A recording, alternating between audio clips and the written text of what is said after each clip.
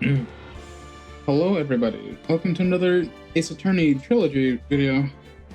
Today we'll be finishing up the rest of the Trials and Tribulations. We're on the final part. Yeah, nothing much, just get into it.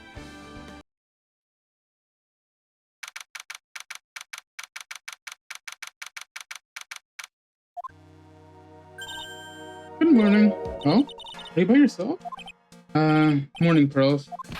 Mr. Nick, please tell me, what's gonna happen to Mystic Maya? I'm sorry, we don't know yet. The investigation's still going on, so I wasn't allowed in the inner temple. Oh, I see. So Sister are still trying to remove those strip locks in the training hall? No. She's the defendant in this case, so she can't be in the inner temple.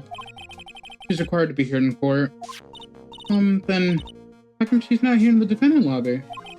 I have to admit, it's kind of strange. Look for her, she's in the prosecutor's lobby. Oh, that was a good guess. Edgeworth. What's Iris doing over there? She's going over today's testimony with the prosecutors this week. Today's testimony? You heard me. Iris is going to be testifying as a witness for the prosecution. Wait, what? The prosecutor is squeezing her for a confession. Oh, so I heard. Francisca and Karma. What are you up to? I know what you're thinking, but Francisca isn't going to be the prosecutor today. What? And who is? Who else would it be but Yoda? Francisca is engaged in some important work in the Sacred Cavern. The Sacred Cavern?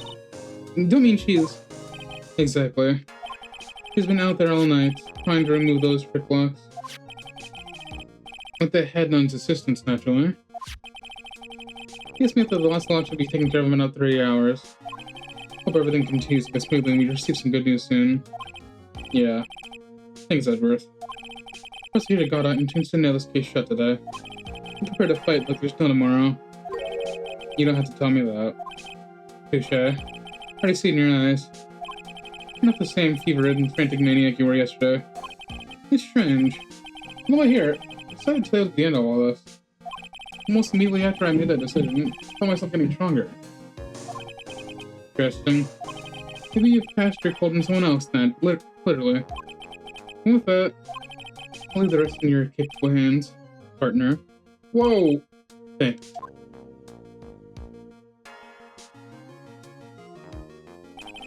I don't have interest for most of the riddles plaguing this case. Circumstances around the murder of Miss Elise Dioxin, Elise Donham. No, I mean Misty Faye.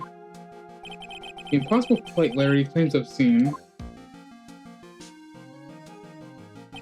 And that woman is really after.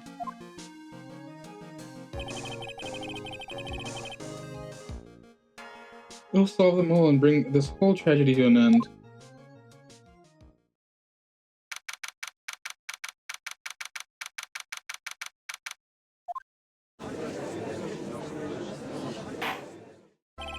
Court is now in session for the trial of Iris of Hazakro Temple.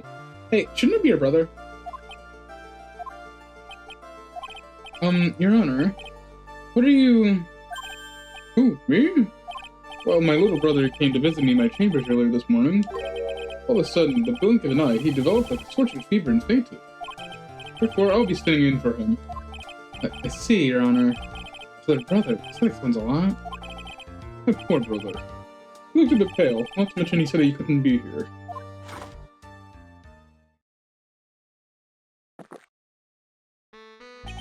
It's impossible to predict what the future has in store for any of us. This is precisely why people feel the need to judge the past. And we of the court have been charged with the solemn duty of passing such judgment. Well said, Mr. Goddard. I understand exactly what you said, at least up until the end anyway. Now that Mr. Goddard, please receive your opening statement. Humans are fragile, fickle beings. Our hearts change with the shifting of the tides. There's only one thing that remains a constant in this crazy world. Coffee. Bitter darkness that lies at the bottom of this mug. What do you mean? Forget it. What do you mean? During today's trial, the accused refused to admit her role in the crime. But today, she has a change of heart. Iris of Hazakro Temple has a confession to make. Confession? The defendant? Iris, why didn't you discuss this with me first? Very well. This court will now hear the defendant's confession.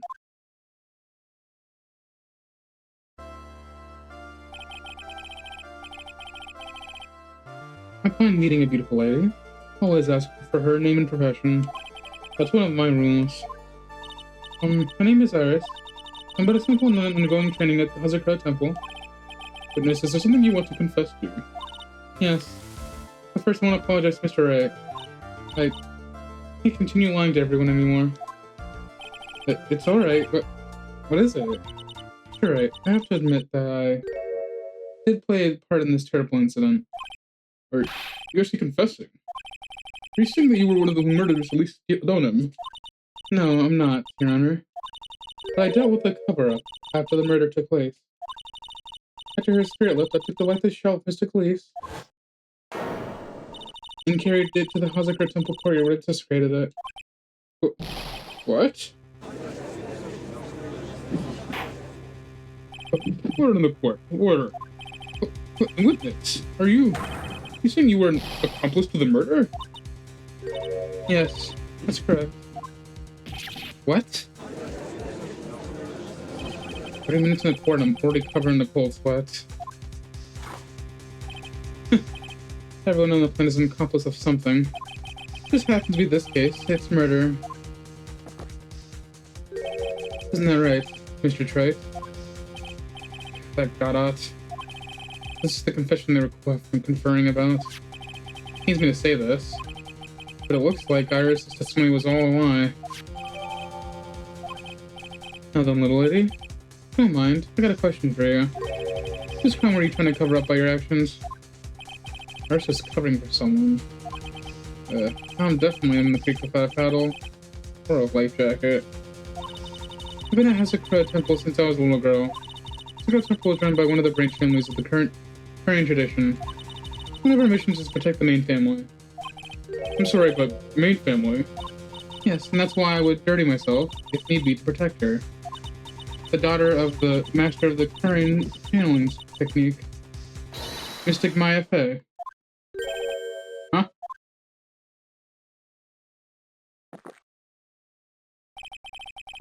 Pick up and smell the coffee, Trite. He's naming Maya? Like, Maya? Order in the court. Not only did you witness a murder, you know the name of the murderer. I'm terribly sorry. It's true. Sorry I put the crime in my own eyes. Then I cleaned up the area to try to protect her. Objection! That's ridiculous. I could never do so. The defense will refrain from commenting until the appropriate time. Now, witness, let's hear your testimony. Exactly what happened on the night of the crime. Yes, Your Honor.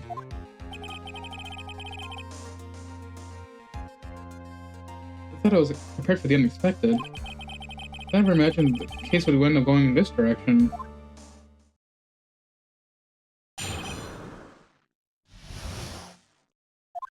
I went to the inner temple that night and I saw it all happen in the garden. So Mystic Elise striked Mystic Maya for staff. When Mystic Maya was still stumbling, Mystic Elise moved in to deliver a fatal strike. Mystic Maya tried desperately to defend herself and stole the weapon. It was only in self-defense. You can't blame her for it. So it was in self-defense? Yes, Mystic Elise was the one who attacked first. That's why I tried my best to protect Mystic Maya. We moved the victim's body into the temple so that Maya wouldn't be suspected. Isn't that right? Not bad. You got the instinct of a true criminal. I think it's not quite right. Sure, it was established yesterday that Arsene went to the temple that night. And that person who did go was that woman. Arce even admitted it. Now then, Mr. Wright, please proceed with your cross-examination.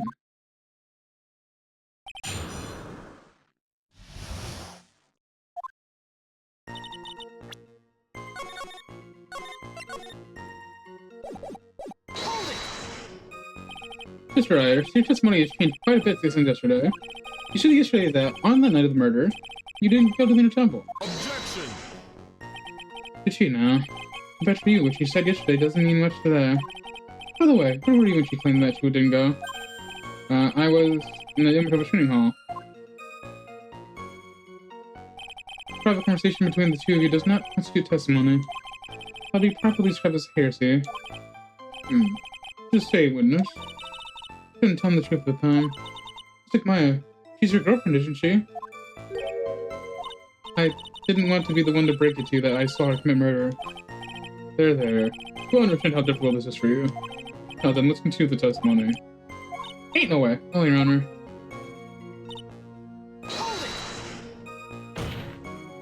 You're saying that the victim attacked Miss Sweat. Yes. It was a truly frightening scene. Stick Maya was struck hard in the head and looked like she was going to collapse. What were you doing at the time? Why didn't you stop him from fighting? I'm terribly sorry, Mr. Wright. I was frightened. Couldn't move. Couldn't even speak. I was such a shock. Perfectly understandable, my dear. This doesn't sound right. I don't believe this touched me for a minute.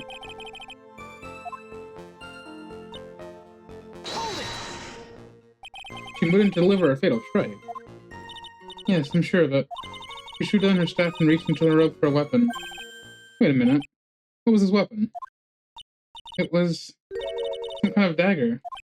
Dagger, huh? At least Axum tried to stab her with this weapon. To kill Miss Faye? Miss Donut. At least Donut. Yes, exactly. Huh. And look like I did after I mistakenly took a swig of Worcestershire sauce. Do you have a problem with this testimony we're hearing from your client, lawyer boy? Do I have a problem with such testimony? Not yet. Better not pressure too hard. Events is no different from Miss Art's testimony. She tried some nice, sweet, cafe-look chip. At least once, right? So which one is that? Number 3. And then, just like Maya, she turned things around and then she used the weapon she had taken on for a strike. Witness, are you sure absolutely certain? Yes. I believe we should have no choice. This Maya had done something. Maya Faye's name would have been written on this autopsy report instead. Yes, I see. This is bad. I still can put the pieces together. Except when I contradict him with testimony, Maya's gonna get blamed for this. I only had this to say. So you're saying Maya Faye was the one who stabbed Miss Elise Stoneham? Sister Iris, is that really what you saw?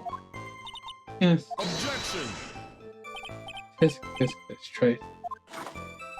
Your mug is filled with black and bitter suspicions. The only way to get rid of them is to drink them down quick. Like this. I know it's supposed to be a metaphor, but I don't get it. There's only one thing you need to get, trait. Called evidence. Now hurry up, before my next cup gets cold. What does that mean? Gotta wait me for one of the contradictions. I'd like to avoid the whole spiritual thing if I can. Not only would it be inadmissible as evidence, but I think it might actually hurt our scene with the judge. First, we need the testimony part until it's with the unnecessary parts. I don't know why Iris would tell a story like this, but there are 2 things I just noticed that don't add up. 2 things, huh?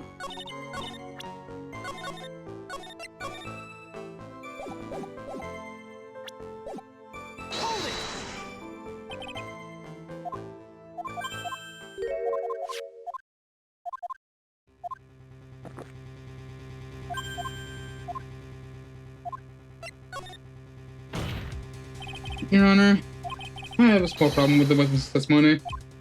You do? But this witness is your own client. Yes, well, nevertheless, it's fine. Witness, let's add your last statement to the testimony. Yes, sir.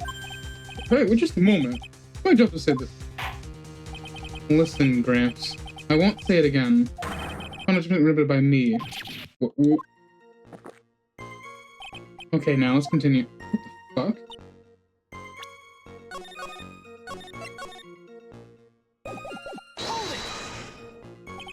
She threw her staff away. Mr. Glees was trying to kill Mr. Maya. I think that's why she wanted a more lethal weapon. It's true. He's gonna inflict a deadly blow with the staff. Mr. Iris, let me make sure I got this straight. The victim herself chose to throw away her staff. Yes, that's what I saw. Anything odd about the Mr. Wright? Yeah, it's odd, right? Basically, attacked Mystic Maya with her dagger. I'm sure of this. I pressed it again. Oopsie.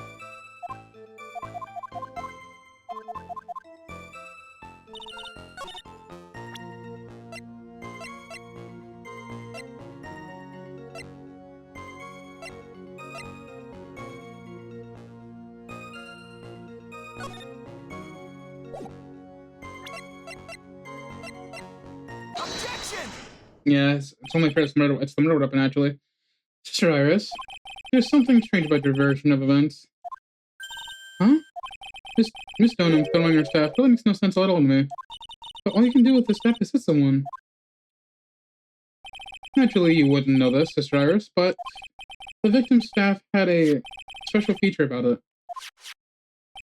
As you can see, it's a sword. Huh? Police Donham really wanted to kill Maya Faye.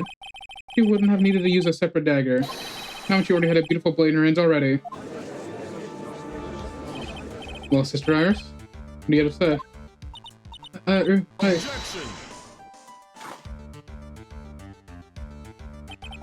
That was an impressive bit of investigating, right? Never would have thought there was a sword hidden in that staff.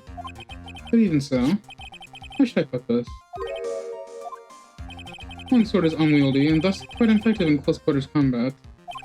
Maybe that's why she chose a dagger over her blade. Well... Anyway, the type of weapon she chose isn't what's important. The important thing is that she tried to kill Maya Faye. As long as there is nothing strange about that, there's no problem with her testimony.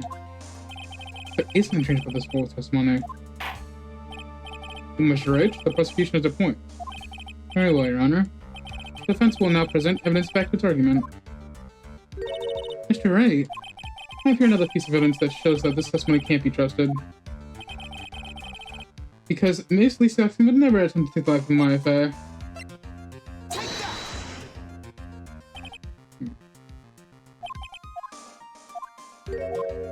No, really.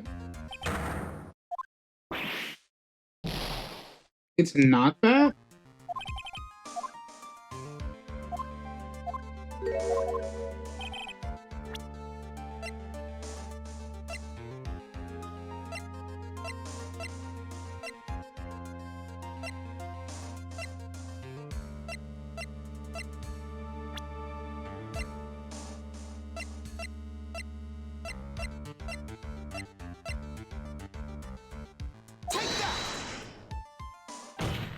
Okay, it was her name.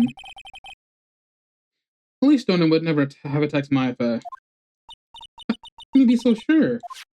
Because the victim's real name was not Elise Donham. Her real name was Misty Faye. Faye? Huh? No! Not Mystic Misty Faye! Who's this Misty Faye? Is she related to... Misty Faye is the master of the current channeling technique.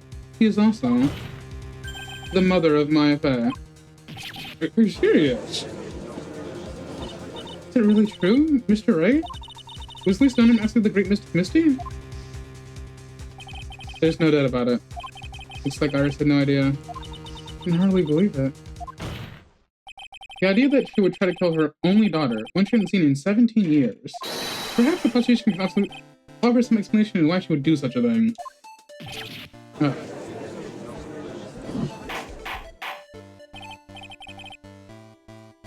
Order in the court. On first hearing witness's testimony, it seems natural enough. However, in light of some facts that have just been presented, one, the victim supposedly threw away a sword during a fight, and two, the plea by for the death of mother and daughter, despite the facts being believable when taken their own, just when taken together, the entire story seems difficult to believe. Listen, there's nothing in the world that is impossible, except for one little thing. Yes? What is this one little possible thing? You still don't get it. You think maybe that my needs are under-toasted? We have no idea, Gramps. Do you get to your point? For this witness's confession this morning, just as I had taken in the first sip of my 8th cup of the morning coffee. 8? You're going to ruin your health, my friend. Anyway, after hearing this woman's confession, I had a detective who loves to investigate sent to the scene of the crime. And he discovered this little beauty. Is that the dagger the witness was testified to seeing? Obviously, Your Honor. You don't notice something else? Have you mentioned it? Look closely, there seems to be blood on it. Where did you find that? I didn't see that when I investigated the crime scene. Did you investigate the pine tree at the crime scene? Pine tree? Pine tree? The pine tree? The dagger was in the backside of the pine tree. When the last blow was struck, ending violent battle in two women, this little baby was thrown in the direction in the back of the pine tree. Which means, belongs to the victim, correct? Huh. Were you even listening, old man? First heard this confession this morning. She had taken the first of my 13. They said it was 8th. You see it was your 8th a few minutes ago? Didn't have enough time to get the blood analyzed at short notice. In any case, the dagger will accept the dagger as evidence. Furthermore, I order let this be performed immediately. This is my sweetheart. Make sure you treat her right. Bailiff, get this piece of evidence to the crime lab for testing immediately. Now then, the testimony we've just heard numerous unbelievable. Try that again. The testimony we've just heard has numerous unbelievable aspects to it. However, after having found the very dagger Linda spoke of, I believe we consider her testimony to be credible. Two girls never lie. Ever. In any case, witness, you could please testify again to this court. About what, Your Honor? About the incident you saw. The battle between two women. Yes, Your Honor. The battle. Mystic Maya stumbled briefly upon after being hit over the head with the staff. Then she dodged Mystic Elise's next attack and stole her weapon. Suddenly, Mystic Elise was on the one of the defensive, with her back to the stone lantern.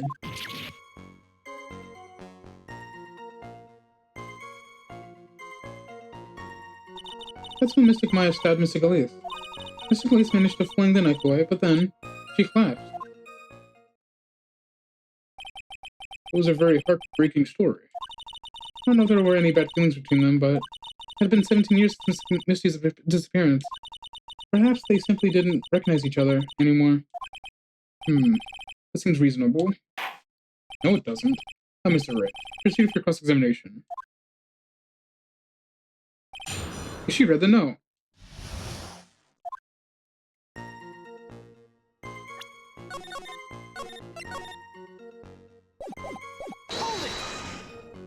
Iris, what were you saying when we witnessed all this? What do you mean? Well, if either of them had noticed you, they might have not continued their battle. I wonder if that's true. The two of them, they were standing near the garden stone lantern. I was watching the whole thing from behind. It was dark where the two of them were, so I think that's why they didn't see me. It was dark in the garden when the murder took place. Tell me, what did Miss Maya say to which she was struck? What happened to the victim's staff then? I'm not sure. The area is very dark, so I really couldn't see. I think I got knocked away somewhere as the fight escalated. Makes sense. I want to explain the need for the dagger. Mystic Police raised the dagger to strike, but Mystic Maya dodged at the last second. The dagger struck the lantern and fell to the ground, and then at some point Mystic Maya picked it up. It sounds especially strange, yeah.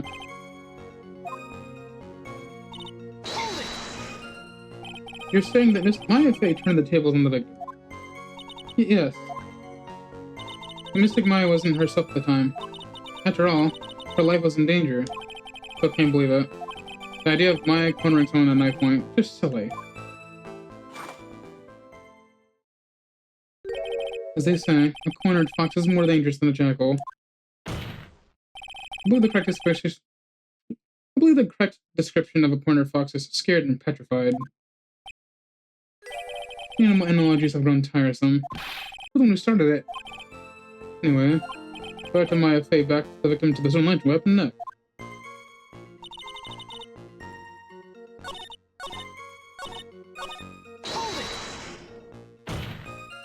You're absolutely certain that's what you saw?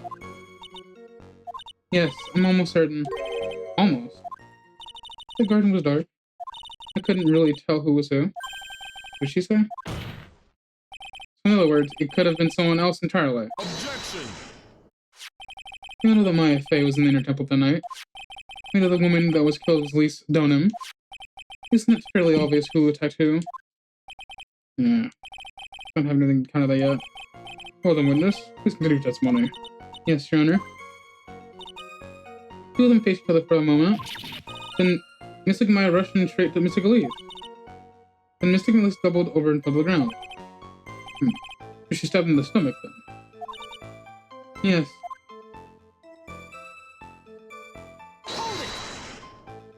Where did that dagger go? I have no idea. It was dark and I couldn't see. According to the detective found the dagger. It was stuck in the pine tree in the garden. Most likely it was slung towards the tree after the struggle. This was likely explanation, yes. Being stabbed in the stomach, the victim crushed right away. Now that I think of it, she seemed to stare at Mystic Maya for a while. Mystic Maya stood there, not moving an inch. I felt like the moment had, like time had just stopped. Then suddenly, as if the spell went off, Mystic Elise fell over. It was a grievous story at first, but there's one thing that's clearly impossible. The rarity of Maya's stabbing wound. That alone is impossible, which means this faulty testimony must have a contradiction in there somewhere.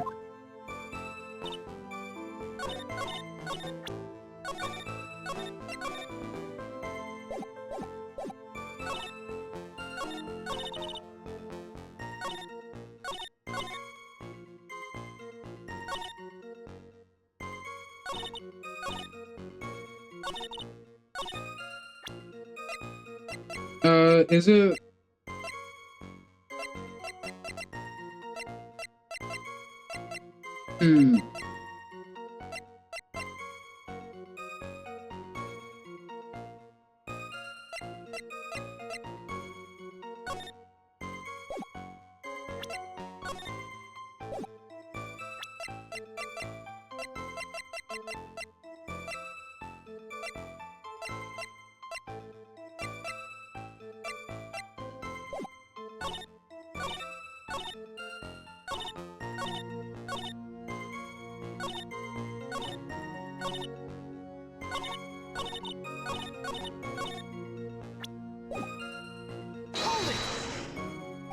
Iris, where were you when you saw this?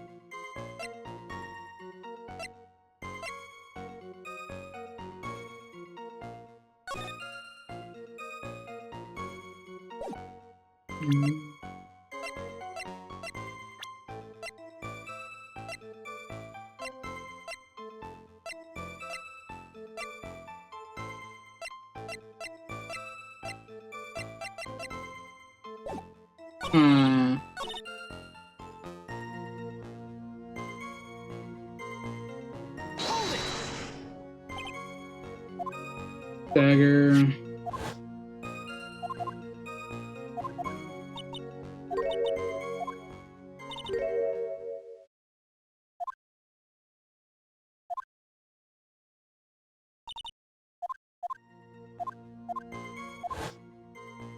Swung the dagger.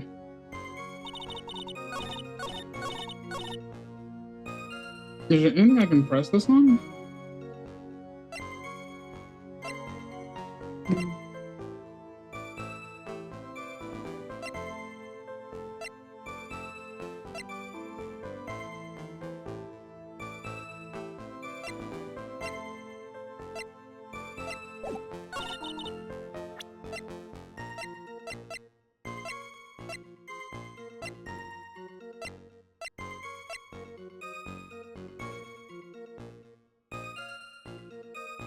Wait a second.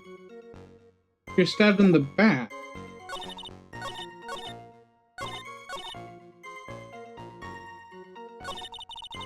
Yeah, wait a minute. If you're stabbed in the back, how'd that work? Objection! Something about you just isn't right today, Iris. Huh? Until now, I didn't think you were the type to make such a careless mistake. However, the testimony you just gave contains quite a few contradictions. What do you mean? What's wrong about my testimony? According to you, my face stabbed the victim while she had her back to the stone lantern, correct? Yes, that's right. But in that case, the victim would have been stabbed in the stomach, right? Yes, I think so. But, according to the autopsy report, the cause of death was due to blood loss from a stabbing in her back. This proves that the victim was stabbed from the behind, not from the front. Mr. Iris, here's another seed of doubt aside from your testimony.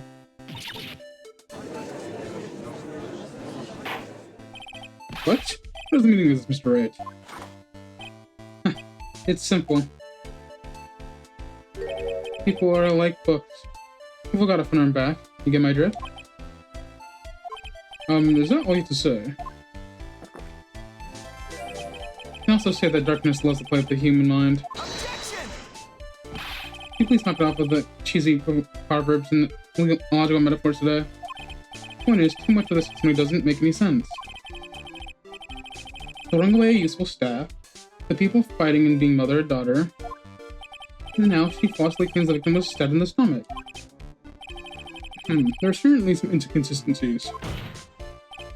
Well, Iris, how about it? Well, it's just... If you ask me, you're being too naive about the whole thing. What do you mean?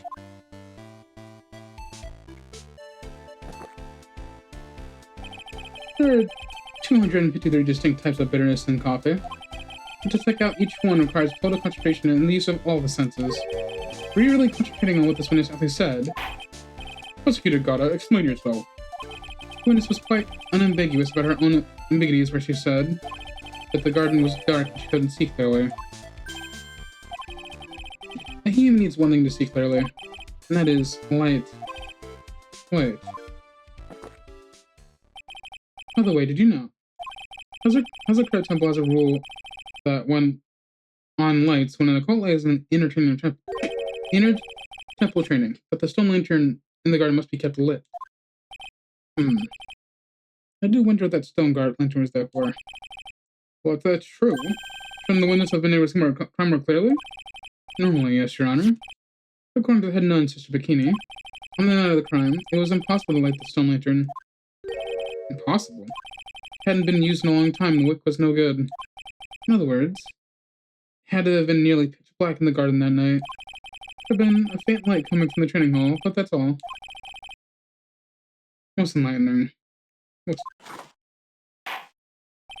Yes, that illuminating fact just chased all contradictions away. If the staff was dropped, it would be difficult to see. Also explains why they didn't recognize each other. We can't see the demons that lurk in the night. That's why humans are weak. Isn't that right? No! Order. Here, Your Honor. Let me present the stone lantern in the evidence. Maybe I'll rekindle the flame of truth in your mind. Oh, now we want to have it in there. Why is the judge just sitting there with that look on his face? What's wrong, Your Honor? Was that flame too hot? This lantern... There's something written on it. What? It's written in blood. Oh boy. The judge didn't know about that yet. Written in blood. It says Maya upside down. What the?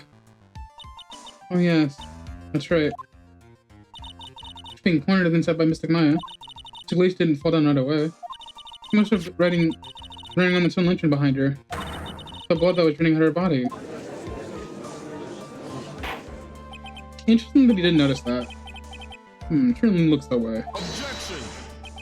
Hang on. Hang on just a minute. What are you all talking about? What do you mean, what are we all talking about? I'm talking about the message written in blood. Nonsense. This lantern... This thing is a whistle. Could be. He can't see the bloody writing at all? I'm gonna think about it. He did something like yesterday. My eyesight is pretty messed up. Even with these huge goggles on my head, I can't see everything. That's what he meant by that.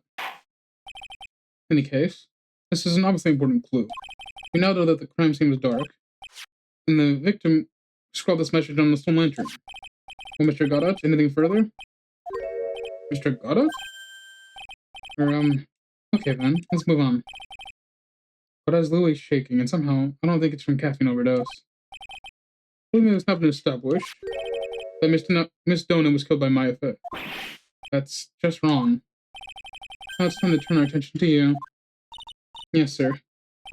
After the victim died, you did something, didn't you? Let's hear it. We're all ears. Judge, how are you like this?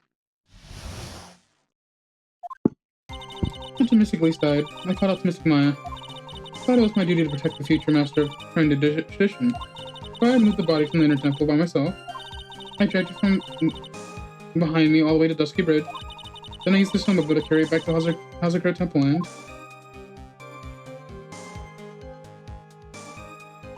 I used the Shishito to alter the way the wind looked.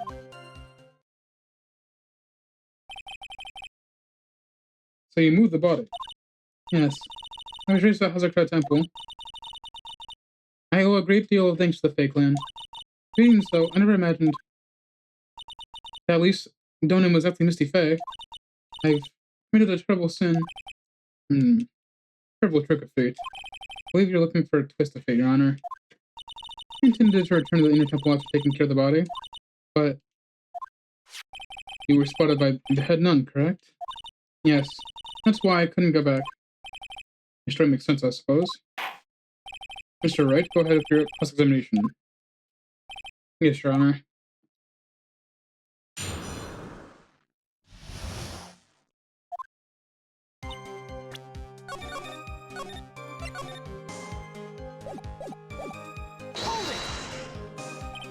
She waited until everything was over before making a move. No, it's not like that. Objection! She saw someone murdered right in front of her eyes. It's not surprising that she was a little timid. I suppose that's true. Sometimes when I'm watching lawyers argue back and forth with each other, I feel so helpless that I just sit quietly and wait for them to reach a conclusion.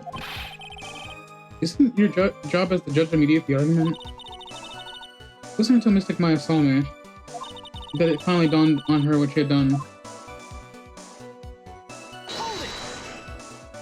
So then, you knew. You knew that something had been sent to the name Maya Fed. Yes, of course I did. That's odd. I mean, Sister Bikini didn't recognize Maya's name, let alone her position. Anyway, she's a very special person indeed.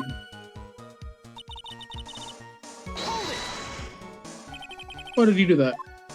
Because I didn't want Mystic Maya to be suspected in any way. I thought that the best thing would be to remove the body from the crime scene. You moved her body all by yourself.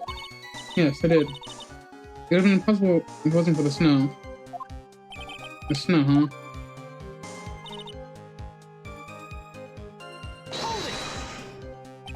Pretty amazing you could make it all the way across. That's a rickety old bridge. Looks worse than it is. Surprisingly sturdy despite its age. Like they say, idiots are too stupid to catch even so cold. There's one other thing that bothers me. Why not just throw the body into Eagle River? It would have been much easier than dragging it all the way to Hazakura Temple. I thought that would be still casting much suspicion on Mystic Maya. That's why I tried to take the body as far away as possible. Makes perfect sense to me, for the time being. Anyway, what did you do to cross the bridge? The snowmobile. Maybe they can show up someone later. Yes, I had the key. I used the snowmobile to travel from Hazakura Temple to Dusky Bridge. This was the part that was in question the other day. Can I ask for more details? When you ever went on the snow ride? Well, it was very cold at night, so I rode it all the way to the bridge. Objection! I'm sorry, Vanessa. But now, I've got a problem with your testimony. Excuse me? Shut up. What do you have to know? That night, after the head-on left the remainder of the training video, she said she walked me into back to the Hazakura Temple. Yes, I'm fairly certain that's what the record indicates. Let's recall her comments on the subject. Maybe, but when I made it to Hazakura Temple, it was there by the main gate. The snowmobile, I mean.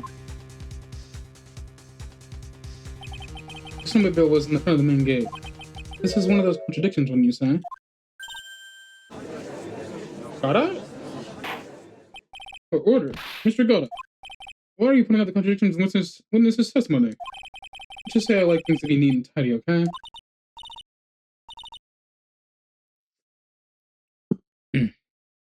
Well, maybe. Sister Bikini missed it. Yes, maybe she didn't see it. You think she missed it? That doesn't sound right. Huh. Whatever. Even I don't think this is siphonous warrant any more time or effort. Just better be careful in your testimony. That's all I wanted to say. Smart little cookie like you shouldn't have any trouble understanding that.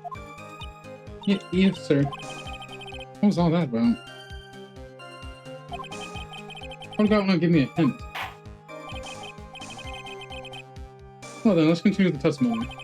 She transported the body by snowmobile, all the way to the Hazakura Temple court. Yes. Not that way, Miss Maya would never be suspected. But I thought anyway.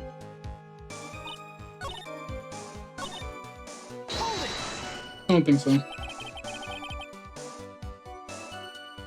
Is that what you were doing when Mr. Bikini saw you? Yes, that's right. She probably thought it worse. Probably. More like definitely. I see. Mr. Bikini mistakenly thought you were the one that murdered Mr. Dono. I'm so sorry. Please forgive me. It's my fault this case has gotten so confusing. I don't want to believe it, but I think my logic is failing me. Iris is trying to pin the murder on Maya. But why would she want to do that? There's only one reason I can think of. This one had another thing. Let's try that here.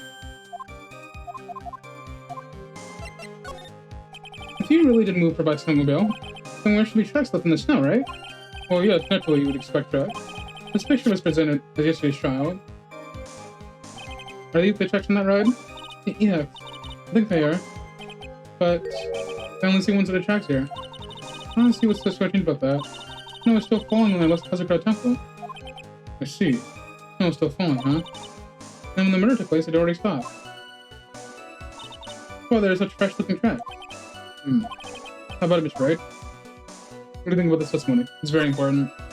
The murder took place, the snow already stopped. That doesn't make sense if you stack with other evidence. Your Honor, like this statement, Iris just added to the testimony. But this has nothing to do with this case. All will be made clear if you allow her statement to be added to the record. Should be fun. Yeah, let's get this snow business cleared up, shall we? Yes, sir.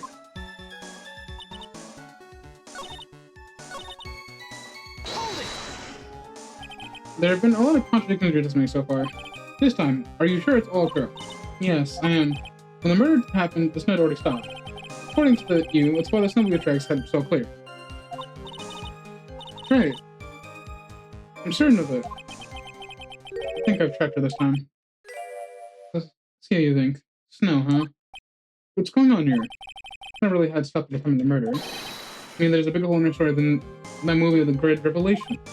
Well then, Mr. Trite, perhaps you'd like to share your theory with us. Let's see your sleeve, or rather the end of your index.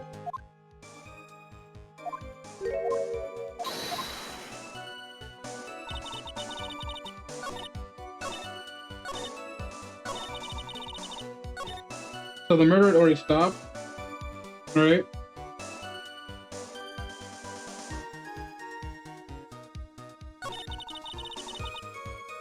So, when the murder happened,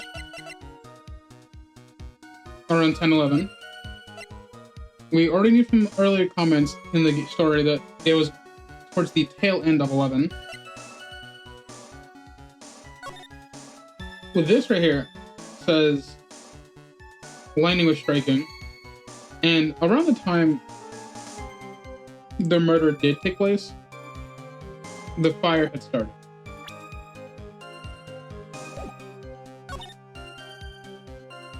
So there should be tracks, yes? So where are the tracks? Objection! You claim the snow already stopped when the murder occurred. Sorry. I'm sorry, artist. That just isn't possible. What? This is the weather data from that night of the murder.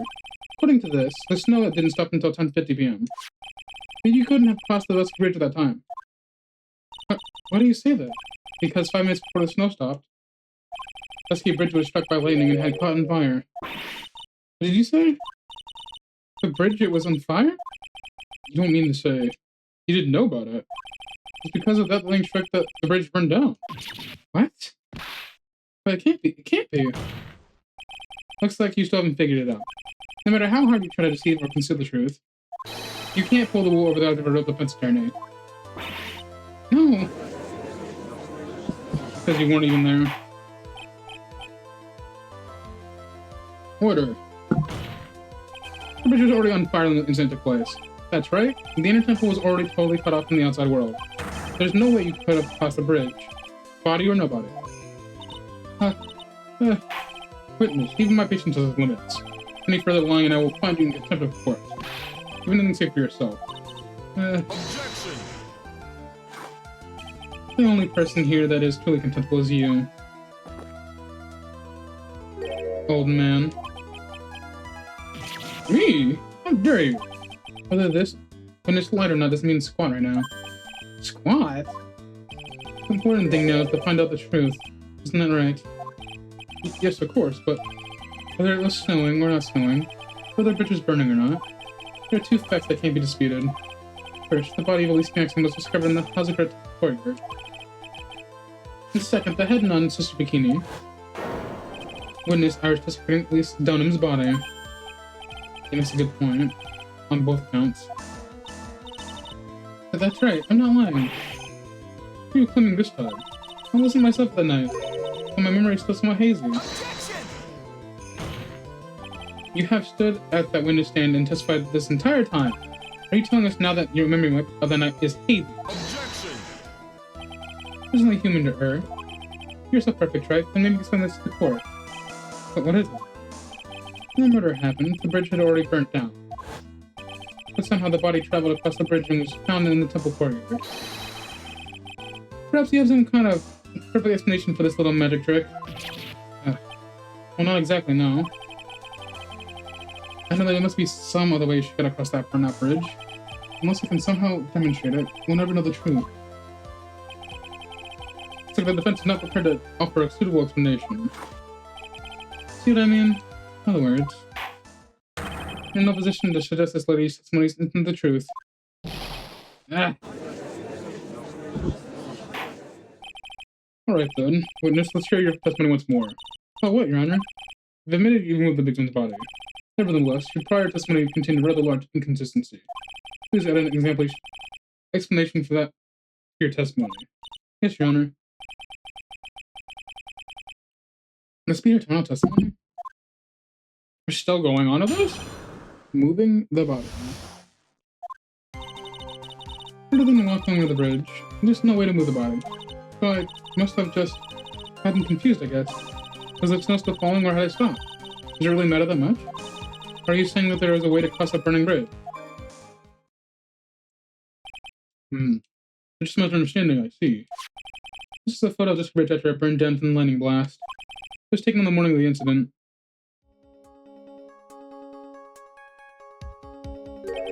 Certainly was burnt up to a crisp and well, the suspension wires even snapped. Amazing the whole bridge didn't fall.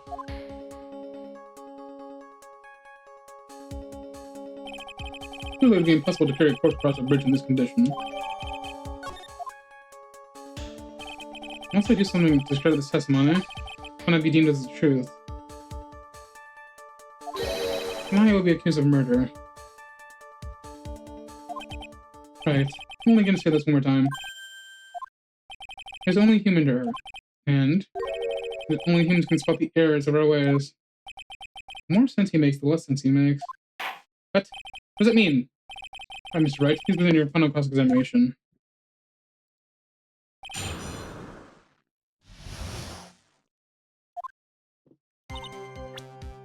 Oh, there's only 4 here. That's sad. Yes, but if the snow had already stopped when the incident took place, we couldn't have crossed the bridge, naturally. But it's just like Mr. Goddard said. The body did make it across somehow. But you seemed quite sure of yourself when you gave your testimony. You said you were sure the snow had already stopped. I'm sure I'll be sorry. I was wrong. Does she really think a apology can get her off the hook? You're in court. This is no joke. You're giving sworn testimony in the court of law. Well, Miss Wright, let me ask you a question. Do you remember what the weather was like 1 week ago today? Huh? Well, naturally, it was, you see? It's not easy to remember, is it? But it had been some kind of special day, I would remember. For example, it was pouring rain on the day of my elementary school graduation. Objection! No one wants to hear about your childhood traumas, right? But by the time the murder took this place, the snow already stopped. You insist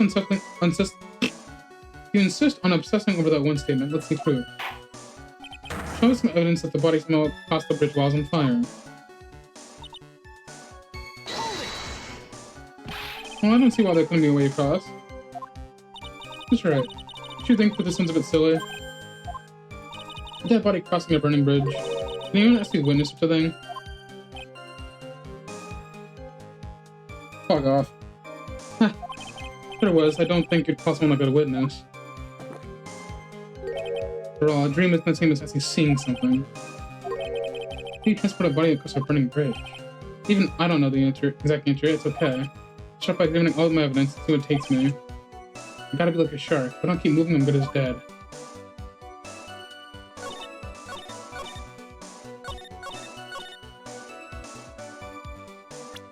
So, are they pointing to this piece of shit evidence right here?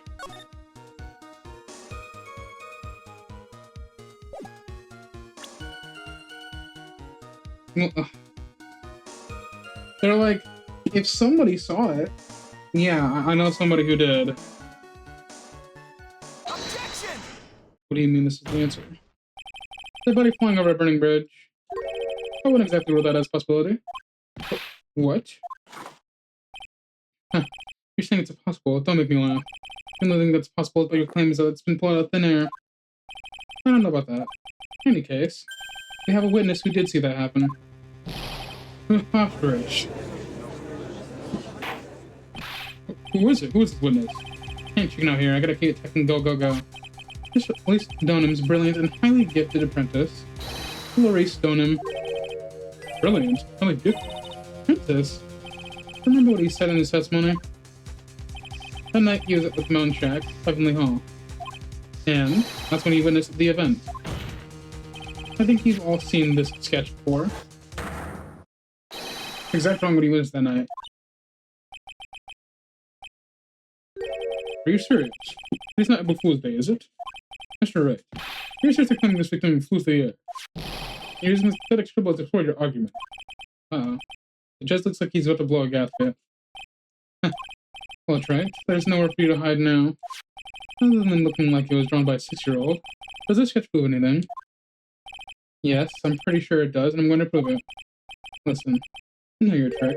You're trying to turn this whole thing upside down. You're so eager to turn this sketch upside down. Oh, I'm not sure of the sketch. Upside down? Why gotta just say that? Alright then, let's hear the defense's theory. What exactly is the sketch in this show? I don't think Old Witch Face is gonna forgive any more mistakes. Alright, Phoenix, let's look carefully and think this over. This sketch drawn by Maurice Stoneham is...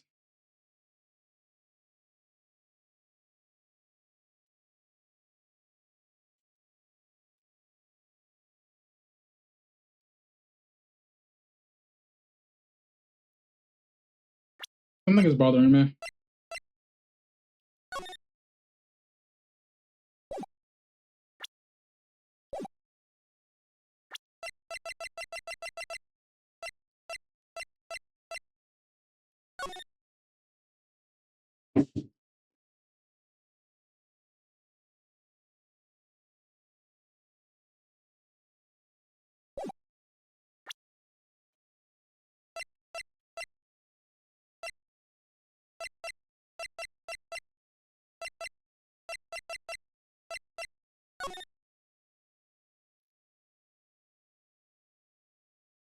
Is this photo upside down?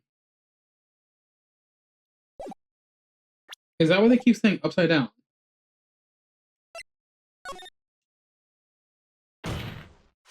Something exactly funny about this sketch. No art critic would even I see that. No, that's not what I mean, Your Honor. Maurice Donham stated over and over that this sketch was exactly as he saw it. However, if we're to believe his testimony, then the sketch contradicts the reality as we know it. Contradicts reality? Huh. This is getting interesting. Looks like you're back for that finger pointing thing again. Okay, try. So what exactly contradicts reality as we know it? This. It's the wire connected to the bridge. The wire? That's the thing that contradicts reality. It is indeed. And show us the reality that this conflicts with. Show me the point how this sketch contradicts reality. The bridge. Right here. That's the Photodetsky bridge, correct? Yes. Now, compare the sketch and the photo for a minute. In the sketch, the wires appear to be above the wire guards. But on the actual Detsky bridge, jumping just a bit, the wires are below the guard. The wires are below the guard wires. What? What do you mean, what? Order. The sketch is so much different from what's depicted in the photo. However, isn't it likely that the artist just saw it wrong? Perhaps they just drew it wrong. Either way, it sounds like you're just wrong. With someone like Maurice, I admit a mistake is definitely a possibility. But then that begs the question, why did he make a mistake? What was the reason? Are you saying that you know the answer to that? Listen, think back, alright? Remember what Maurice was doing when he witnessed the event? He was at Heavenly Hall waiting for a lover that was never going to come. He waited, and finally he lay down. But then, lightning shoots from the sky and sets the bridge aflame. Now ponder what sort of position Maurice must have been at the time. He was lying on his back, which is why he remembered the scene the way he did. He was lying on his back. Can't see how it relates. But it does, Your Honor. This is the reason why the wires in the sets go up instead of down. No way. Maurice Donham witnessed the event while on his back, face up. In other words, the scene he saw was actually upside down. So then, the sketch should be actually... I think you finally get it, Your Honor. Effectively, I view the Maurice Donham sketch like this. This is how it actually looked. The victim's body wasn't flying above the bridge. It was actually swinging below. That's right, just like a pendulum. Ridiculous. Order. Of all the things to say, a pendulum? The bridge was burning to a crisp. There's no way to get across it. But if the body had been found at the inner temple, it would have caused problems. This is where the criminal decided to take a gamble. They used the burning bridge to get the body across the other side. And the pendulum was the only way to get it done. Objection! Let's think about this for a minute, shall we? Detsky Bridge is about 20 yards long, which means about far from the temple of the opposite cliff. Yes, that sounds about right. In order to cover that distance with a pendulum, you need a rope at least 10 yards long. To get a rope that long, you have to plan ahead. Objection! The lightning strike that can only have been an accident, so it doesn't make sense that the culprit would have to carry the rope beforehand. So then, they didn't have to get the rope ready. The rope was already right in front of them. What? I'm saying that it was just a matter of using what was already there. In that case, Mr. Wright, please give us an explanation for your theory. What makes you think the criminal had rope on the criminal had rope on hand to get a pendulum? Would it be the bridge? Sup? Hey! Would it be the bridge? The meaning of this is... No, the meaning of where the rope come from. It's hanging right beneath her glorious beard. No! This is one of the wires from the bridge.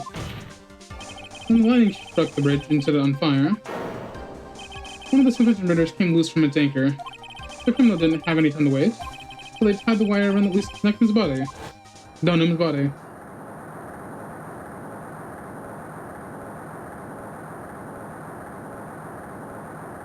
What the fuck? Because there was simply no other way to move the body.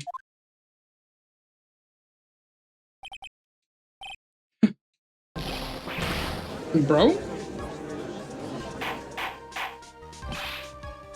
Mr. Go.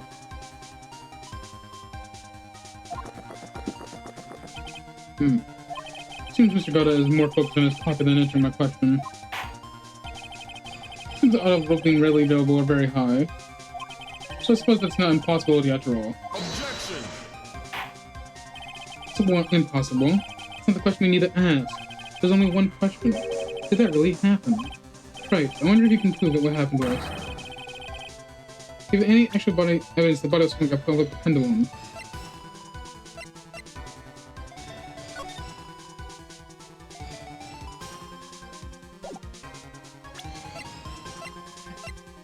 Well, considering that I have no choice,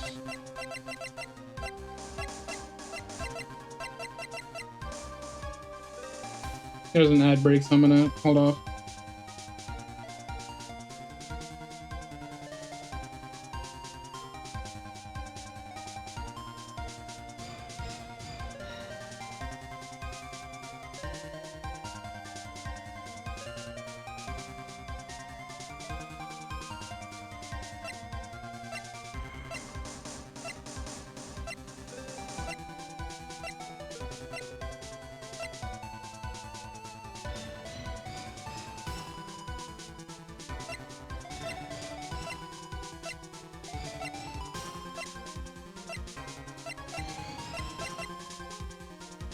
This has nothing to do with it.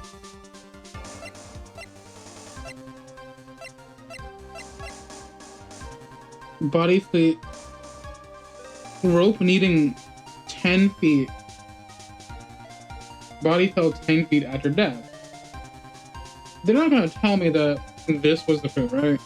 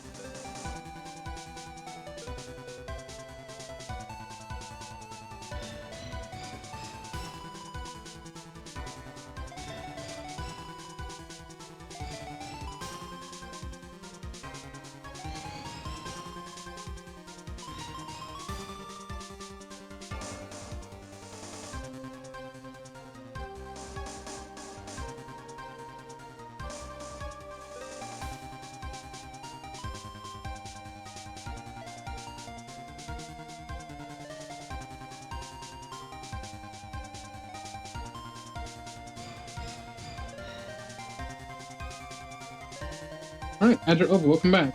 So, it just hit me during that ad break They say the rope needed to be 10 foot long, and we theoretically used rope as a pendulum. And this says exactly 10 feet after death. That's a little suspicious. 5% of my infinite. Let me review what we know so far. According to this photo, one of the wires snapped. Looking at the map, we can see that it's one of the one in front of the inner temple. So then was the spot the criminal? Yes, precisely. Now let me consider the body's movement by looking at the overhead map again. The body was pushed from this point here. It would have dropped on the opposite bank approximately this point. Did you say drop? Well, they must have failed to catch the body on the other bank. What? You think something like that happened? Because I have evidence that suggests her body dropped some distance. What kind of evidence? Take a look at this autopsy report. It says here her body fell about 10 feet after her death. 10 feet, huh? That's most likely the height of the difference between the two sides. The body overswung due to the momentum, but it came loose and fell about 10 feet. And then, as a result of the landing impact, this crystal sphere was knocked loose. Was that also an answer? That's... Yes, this blood-stained amethyst crystal is the one that came off of Miss Elise Dunham's staff. And even more important is the place where this crystal sphere was found. Indeed. I believe it's already marked on this overhead map. The crystal was found... Ah! Precisely, Your Honor. In the very spot where the pendulum would arrive if given the right amount of speed. This explains your theory quite well, Mr. Wright. You provided us with the way the body could have been moved that night. Impressive deduction, Mr. Wright. Most impressive. When did that happen? Mr. Wright! I thought this cold coffee might help cool you down. What is the meaning of this, Mr. Goddard?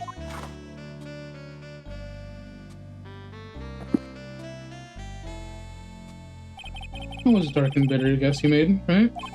But you forgot about one thing. Oh, what will that be? The aroma. Huh? Coffee's most reliable accomplice is its deep and profound aroma. The rest of the court doesn't speak Cockneyese. Can you elaborate a bit more? Criminal had sent the body to the other side, like you say. Then naturally, there must have been an accomplice lying in wait to catch it. Accomplice? The criminal wasn't able to cross the sea bridge. So who collected the body? What do you have to say about that, Trite? Shigoto is correct. This can't be the work of a single person. Mr. Wright, you know what you must do? Yes, Your Honor. The body couldn't have made it a Hazakura temple without an accomplice. Very well done, if you please, Mr. Wright. Who's the person that received the body in the Hazakura temple side? Who, huh?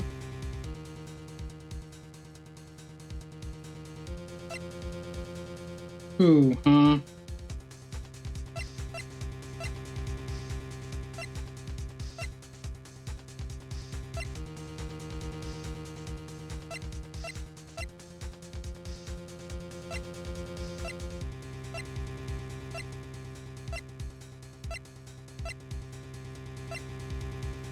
Not you. You... Probably not. You're the victim. No. No. Can't rule you out. You were trapped in the back. You're not there. You weren't on the other side. You weren't there.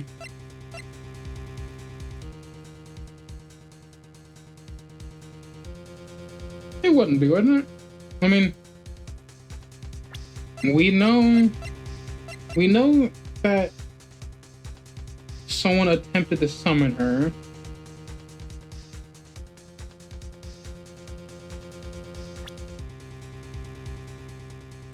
Let's see what it goes. Well, Mr. Goddard, here's something to say. I don't know just now. What's that sulfur? No? Okay. Can't get my back with this. They carry the Hazakura temple, and they altered it using the two seals. It's not physical being. Mr. Wright, please don't stare at me like that. It's creepy. Very well then. Please, Mr. Wright. Who was the person who received the body in the Hazakura temple side? Well, hold on. Maybe I'm looking at this a little too far. So...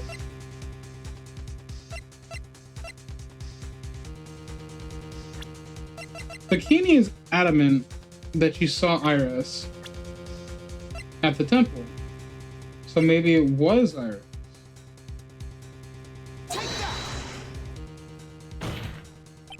It might be you, Sister Iris. Huh? Ah. But I don't see why you're so surprised. The only way to transport the body from Dust Bridge is by snowmobile. But for bad back, Sister Bikini could never pick up a body like that. You're the only one that could have managed it. Objection! Right? Were you listening to the witness's testimony? The night of the crime, this little cutie pie was on the cleanup duty in the inner temple garden after the mother-daughter bloodbath. Objection! I haven't forgotten, but have you, Mr. Gatto? This witness was also seen at Hazakura Temple, desecrating the corpse of the victim.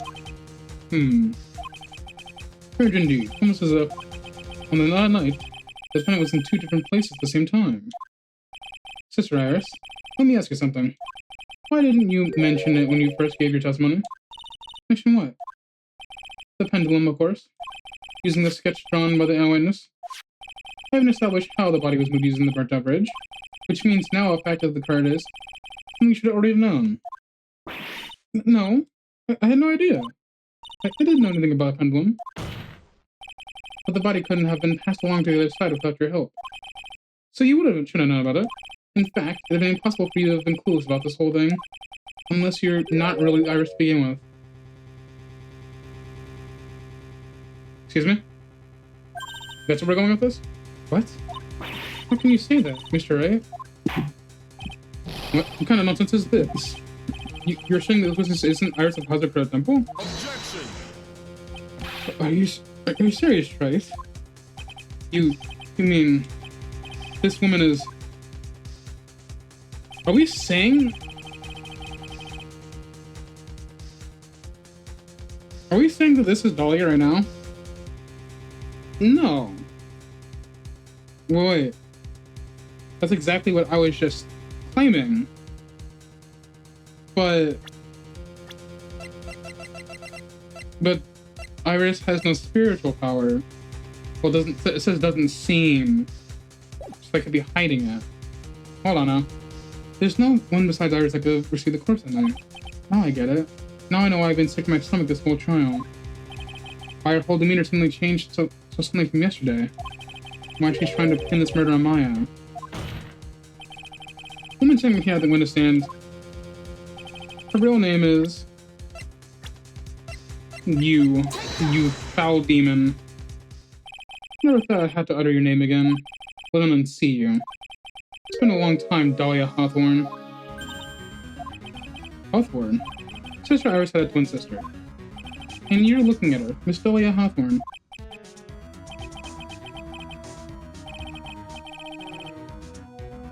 Yes, but what if there's someone else that had spiritual powers? Yeah, but in order to channel the person to your body, wouldn't you need to have power yourself? That name rings some bells. Distant bells, but bells more than words. Just your imagination, Gramps. This file contains all the relevant data about Dahlia Hawthorne.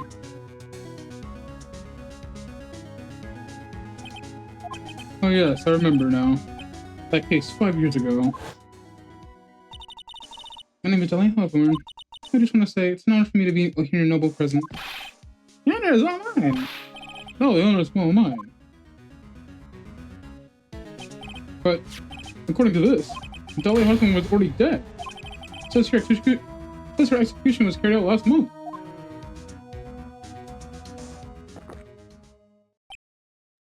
So what? That has no meaning for this courtroom. It kinda doesn't. Nah. But what?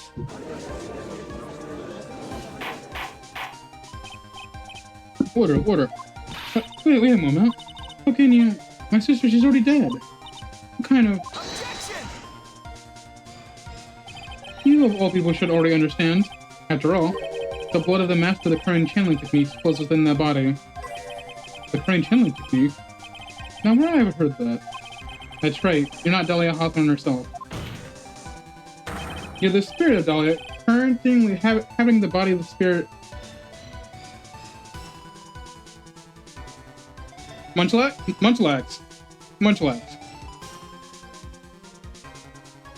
You're not sitting here and telling me that this is either Maya or Pearl, are you?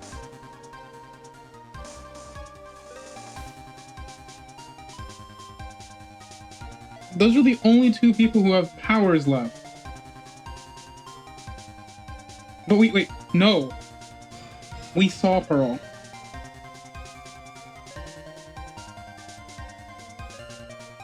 We just saw Pearl earlier.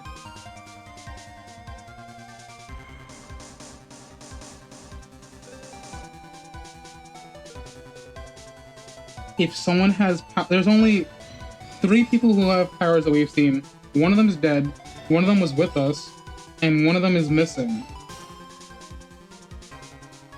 No, you're not gonna tell me that this is Maya right here being inhabited by Dahlia.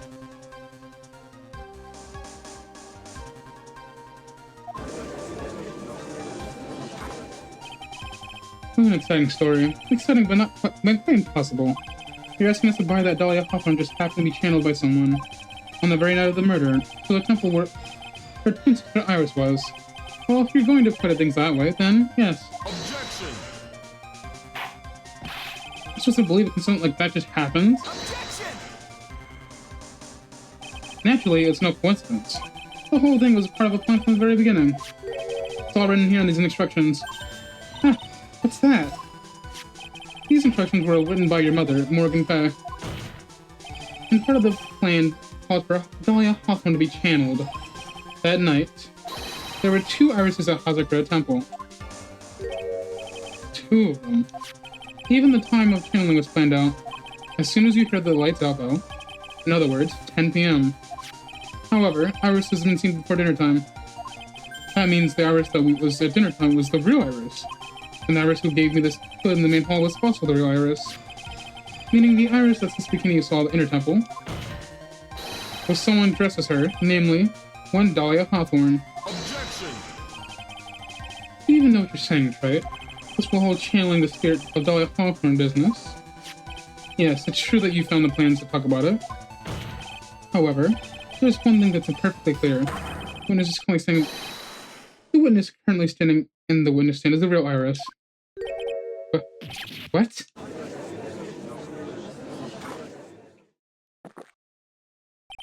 Calm down and remember what you know about the night of the crime. After meeting the Sister Bikini, Dahlia Hawthorne that had been channeled would have been stranded at the inner temple due to the lightning strike.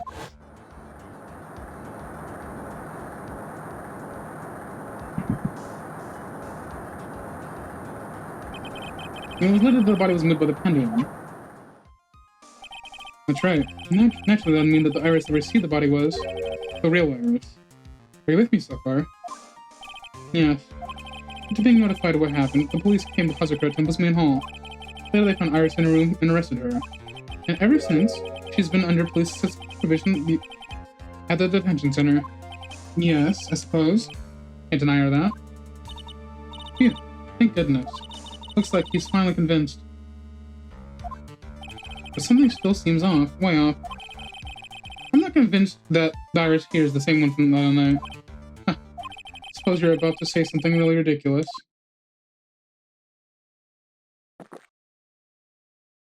Like, the real Iris and the spirit Dahlia somehow switched places. Switched places? Hey, wait a second.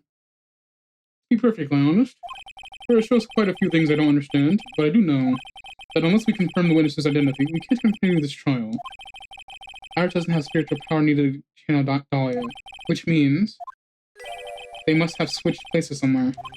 Well, Mr. Wright, since the time she was arrested at Sakura Temple, have there been any chances for Iris to switch places with Dahlia Hawthorne? There was one chance. The earthquake.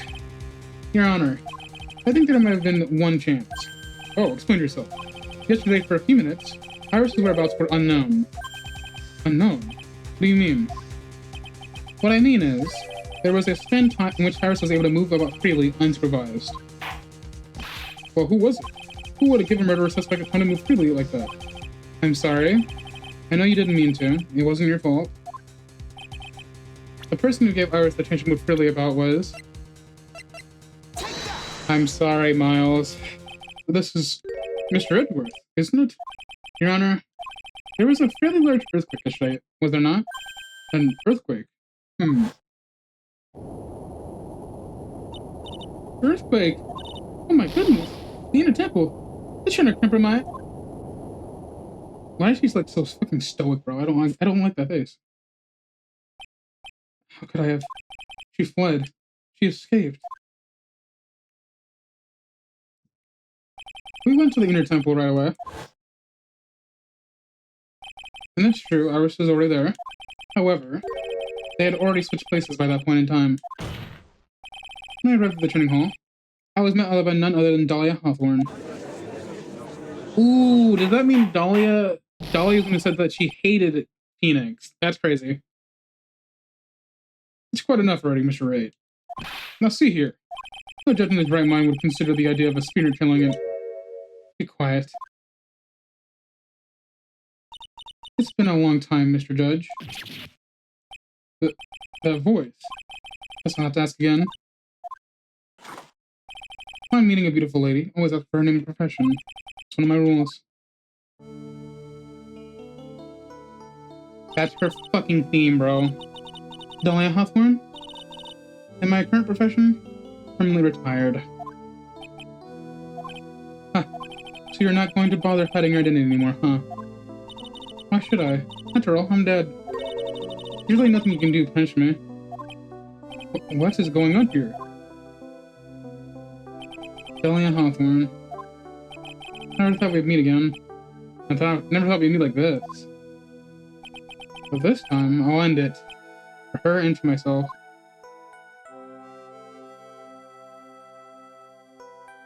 Demonic.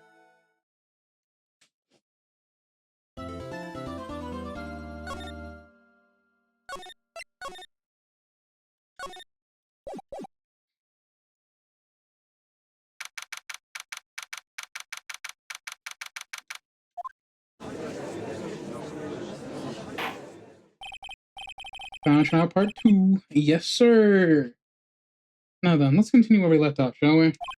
Well, witness? Yes. How can I help you, Mr. Judge? Well, it seems like we're here to learn the truth. We'll need to hear your testimony. I have no problem with that.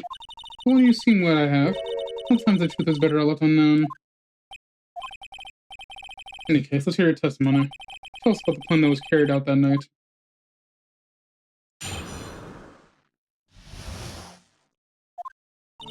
The whole plan began with my death. A stupid plan hatched by Morgan tried saw her own daughter as the next master. But for it to work, Maya had first to die. The idea was for me to kill Maya and then have the blame pinned on Iris. The plan went wrong, but seems to have succeeded anyway. So that means you really are... Wait a minute. Did you just say the plan was to kill Maya Fey? Yes. You have a problem with that? Don't give us that nonsense. There's no way that... Watch yourself, right? If you got a problem, solve it during cross-examination. That's one of my rules. Shigata is correct. And by the way, it's one of my rules as well. Kill Maya. Could it be true? I mean... Dahlia does not like the Fae family. It's not that far-fetched.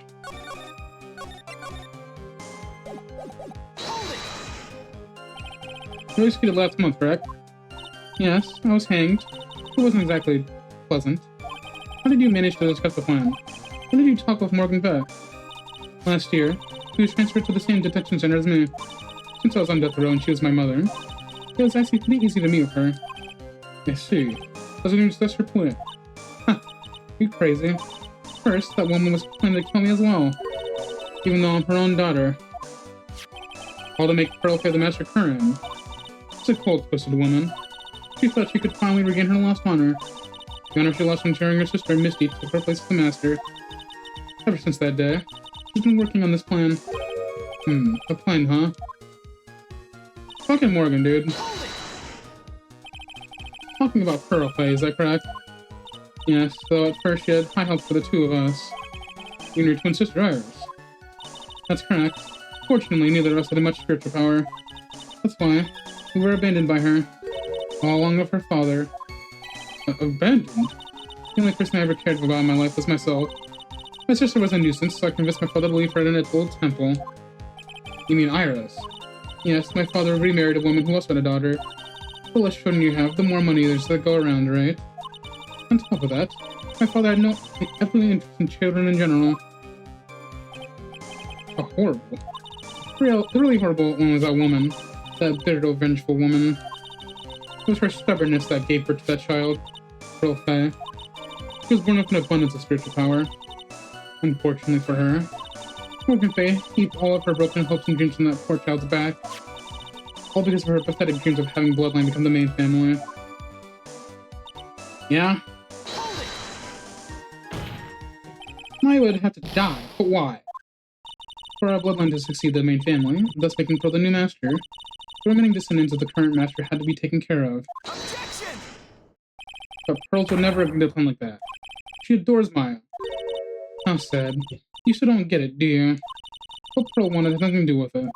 Morgan didn't care one bit about Pearl. The only thing she cared about was the position of the master. That's all. But that's ridiculous. She was willing to sacrifice anything and anyone to achieve her goal. The life of her daughter. Naturally, the life of Maya Fey as well. How could anyone do that? You were going to kill Maya. Pearl didn't need to do anything about it. All she had to do was follow the instructions in the lettering channel, man. And I would have simply used her body and finished the job. In any case, I'm already dead. I don't think any of you can do it but me. So the plan was to blame the crime on your younger twin. And the sister Iris of Hazard Temple. She and I look absolutely identical. No one can tell us apart. If someone were to witness me killing Maya, naturally they would think it was Iris that had done it. And the witness in this case would have had none, just her bikini. I would never guess she was going to return to Hazard Temple that night. But she wound up seeing Iris' crime anyway. But why would I want to pin the murder on Iris in the first place? She's your twin sister, isn't she? Twin sister? Don't make me laugh. She's nothing but a backstabber. I couldn't care less about her. Backstabber? You just don't understand. You never will. Anyway. You think the plan's a success? You heard me. Just as the woman had hoped. Maya Fey is dead. Now the title of the master will pass into Pearl Fey. That's absurd. Maya is just... She's just trapped inside the sacred cavern. Really? You're as foolish and optimistic as ever, aren't you? My darling Feeny. You want to know the truth? Ever since we met, I've despised you. Your sniveling naivety and your pathetic faith in other people. I just want to know one thing. What did you personally think of Morgan Fey's plan? I told you already, didn't I? It was a stupid plan. It had no point, no value other than fulfilling her own greedy desires. Yes, it was certainly nothing to be proud of. If that's how you feel, why did you help her carry it out? Why would you do it? Why would you kill Maya? You may not understand it, being the kind and gentle soul that you are. You may not be able to appreciate why someone like me would help a woman like that. So then tell me, why? You're so much better than your sister. You literally killed someone because it was fun. Hey man, narcissists just have a way of thinking. Isn't it obvious? I'm not like that woman. I only act in my own self-interest. The reason I helped her was for myself. For my own personal satisfaction. Did you say? So this woman, Dahlia Hawthorne, she had her own reason for wanting Maya dead. You understand why I would kill my fan out, what my own goal was?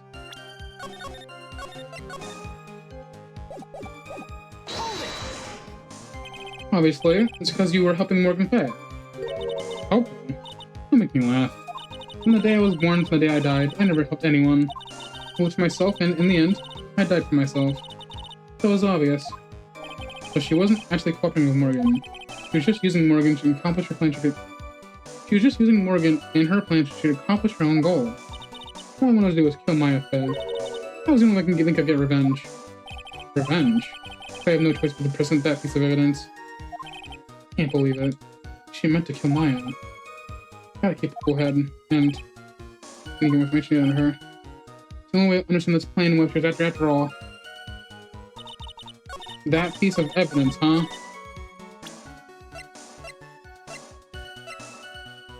Hanging skull.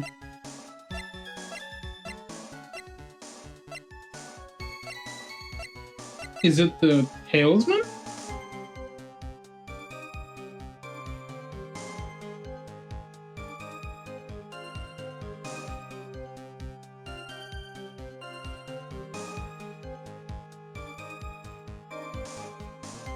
Well, let's just be real here.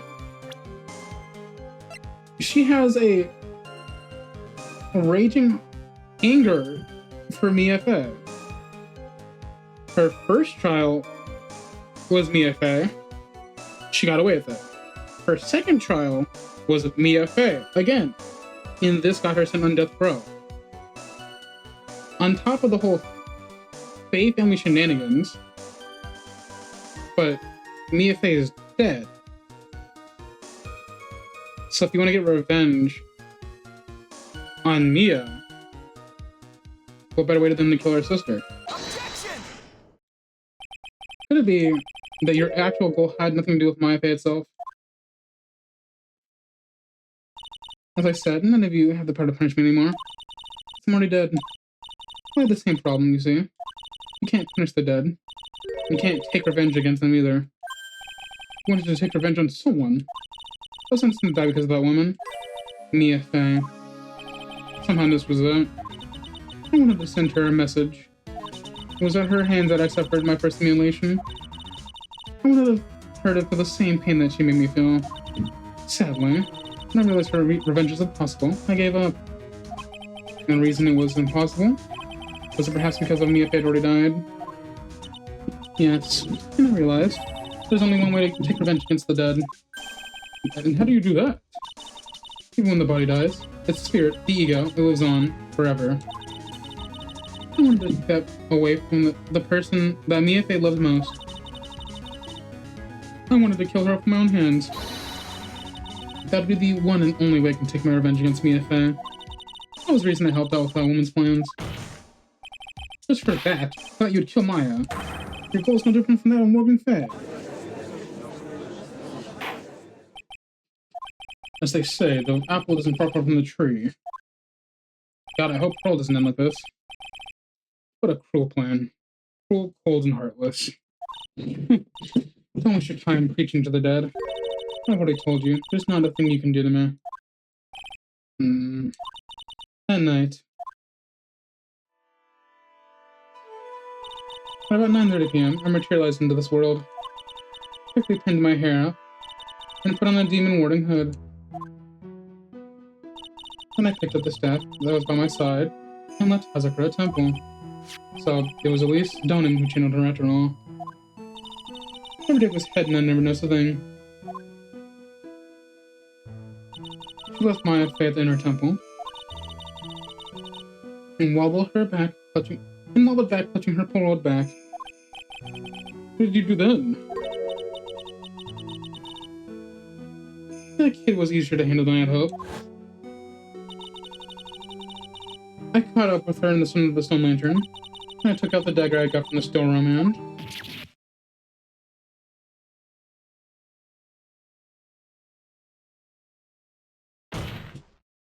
So then you're saying that you stabbed Maya? It's strange that. I don't have a clear memory what happened after that. What does that mean? No clear memory? I don't know. Think I was stabbed. You were stabbed. My Faye must have stabbed me, I'm sure of that. Objection! That's not like her at all. Maya wouldn't stab a French fry with a plastic fork. Anyways, I suddenly lost consciousness. Before I did, I scrawled her name on the lantern. As I was passing out, I wrote Maya behind my back. I hope it would cast suspicion on her. Can't believe she was thinking of that until the bitter end. That's where my memory temporarily stops. It stops. I don't have any memory of that actually killing Maya Faye with my own two hands. The very last memory was Maya's terror-filled eyes. I woke up after that. I was in the secret cavern surrounded by darkness. You were in the secret cavern? The entrance was sealed off with one of those trick locks. Somehow I'd been trapped in there. How did you wind up in there? I'd like to know that myself. Anyway, I was worried. I didn't know whether or not Maya Faye was dead. I swore I wouldn't return to the underworld until I knew that I'd killed her myself. For a ghost, you're one tough cookie. I wanted to get out of there and make sure that she was dead. But couldn't get out. The trick lock stopped you. Huh. I didn't know how to remove it. So then you're saying you were confined against your will against the spirit from cavern. Yes. I wanted to get rid of that annoying lock as soon as possible. But it wasn't easy. I kept getting interrupted while I was working on it. Interrupted? It was early in the morning. But someone came into the training hall. What? Who? Could that have been Maya? I thought the same thing, but I couldn't see. Why not? If someone had spotted me, I would have been lost my chance to take revenge. So I made sure to hide myself well at the back of the secret cavern. That morning, only two people could have gone into that training hall. Maya and Pearls. Pearls went through to cover the hanging scroll engraving. Still, I finally managed to remove the lock. But I was too late. What do you mean by that? The flies had already started to gather. The bridge had been fixed and the police started their investigation, correct? Naturally, I couldn't go out. Instead, I returned to the cavern to look at the lock on myself. I realized I wouldn't get a chance to see Maya's corpse as I hoped. But just then, Lady Luck showed up. Lady Luck? For that big earthquake, she showed up all by herself. The real Iris. She said she'd come to make sure the secret cavern was alright. Stupid girl. I came out from the secret cavern and got a feel for the situation.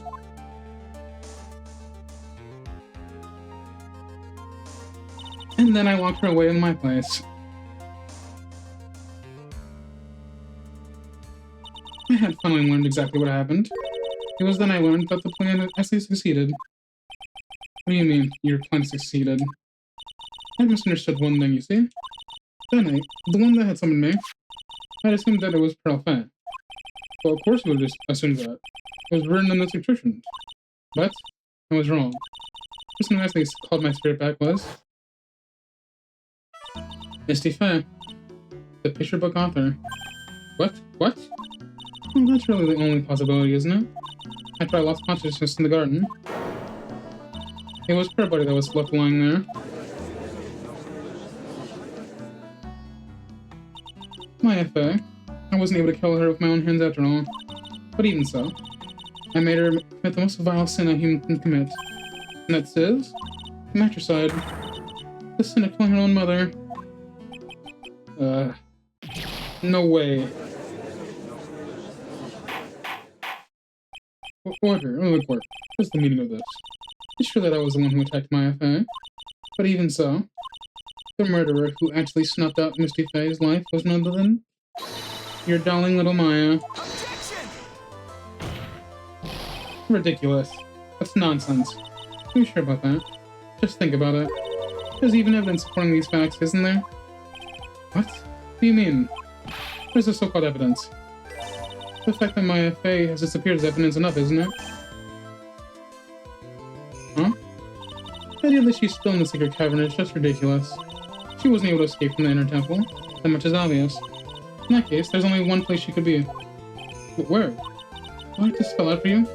The bottom of Eagle River. Where else? Eagle River? No, because there's one problem with your theory, Dahlia. There's only 3 spirit mediums around. One of them thinks they can't channel, and one of them's dead. My fate killed her long-lost mother. Can you imagine the guilt she must have felt when she realized that? That's why she threw herself into the Eagle River. Most bodies that wind up in there are lost forever. She's not in the river, because she's right in front of me. So, what do you have to say to now? Beanie. Ooh,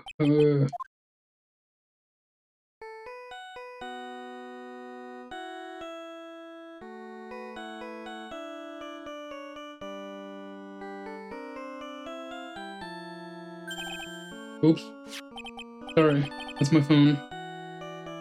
I kinda dig that ringtone, hold on.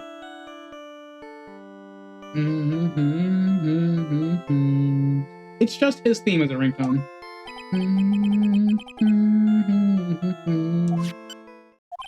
Got out here. Who answers a phone call in the middle of the court? Okay, thanks. Was there something important? They just finished removing the lamps from the sacred cavern. That's great. What about Maya? There was a woman in the cave. Was it Maya Faye? It was the accused, Sister Iris. Huh? I'm not so surprised. I locked her in there yesterday. I just finished telling you that. So, what about Maya? Where is she? There was no one else found inside the secret cavern. Oh, can't be. I told you, didn't I? She's dead. No.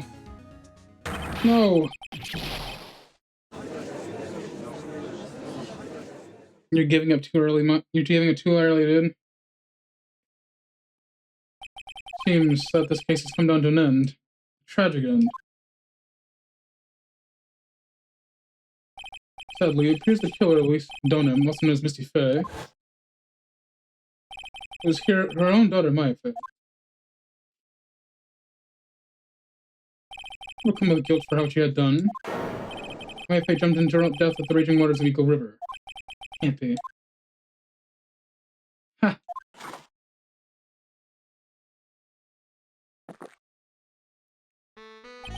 Right. Have you ever heard this one? Once you eliminate the impossible, whatever remains must be the truth. No matter how improbable it may seem. What? What is that supposed to mean? Prosecutor Gada? According to this witness, Maya Faye drew her up into the Eagle River. However, is that really the truth? Remember, this woman testified earlier that the bridge was already on fire when the murder was taking place in the garden. Which means if Maya had thrown herself into the river, it must have been from the inner temple side near the bridge. That can't be true because if we look at this map, that's Cliff, that's Spikes, we would have found the body. That's where she jumped from. But that's impossible. It's impossible to jump into the river from there. What? Don't get your panties all twisted up, Trite. Just relax and think through this whole thing again.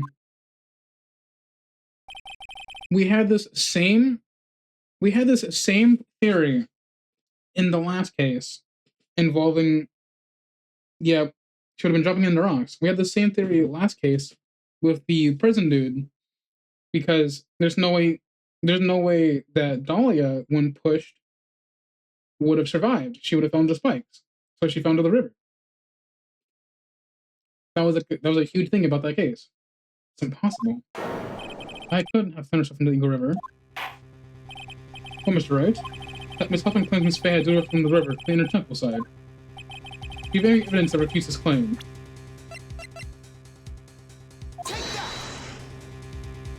It's impossible to jump in the Eagle River from the inner temple side.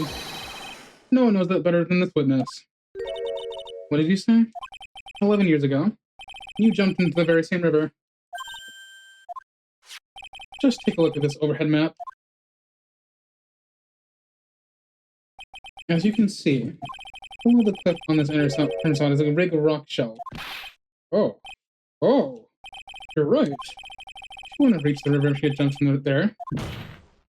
In other words, if she had jumped, we would see her body in this photo. Huh. Huh. He finally figured it out.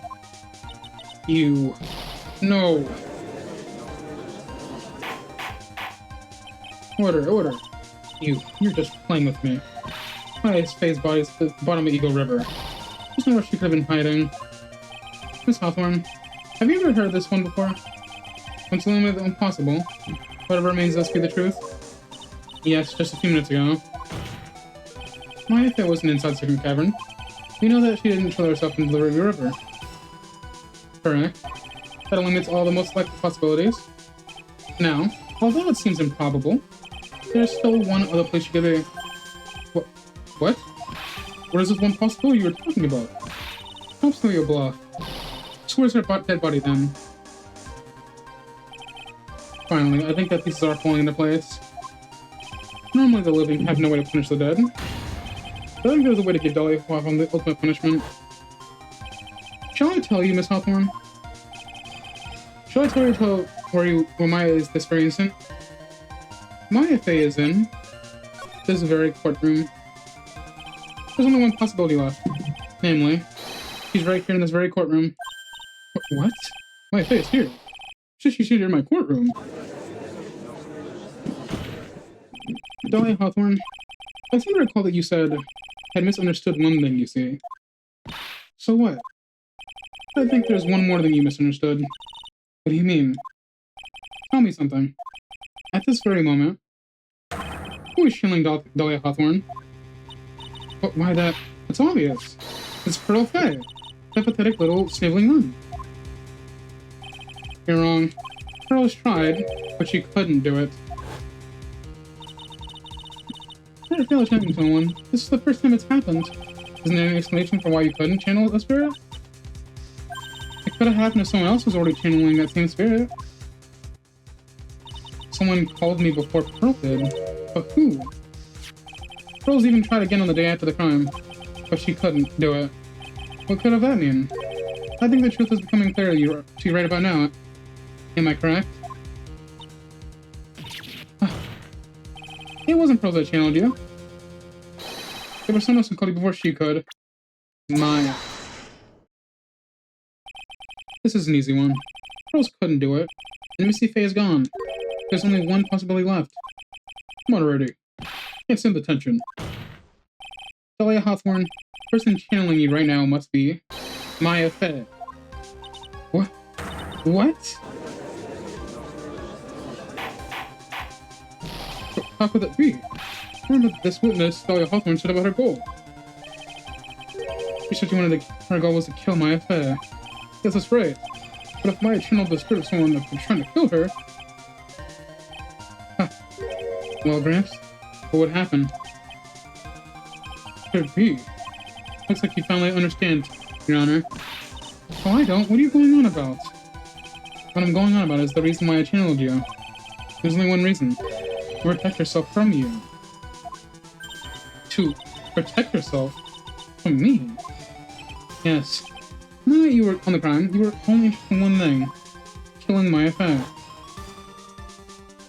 The path back to Hazakar Temple was closed off, and there was nowhere for her to run.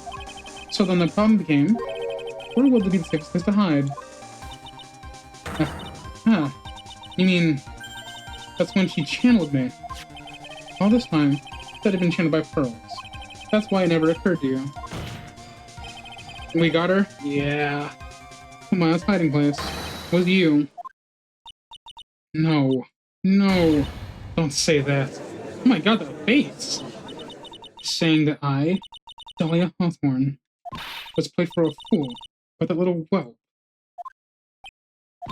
Maya Faye killed herself, isn't it obvious? Objection! Sorry, but no. It would have been impossible for her to jump into the Eagle River. This was the only avenue of escape open to Maya. The only way that Maya disappeared from the inner temple. I don't believe you. A stupid little girl like that who has never been out in the real world should never come up with a plan like that. Could have given her such a brilliant idea. Well, me of course.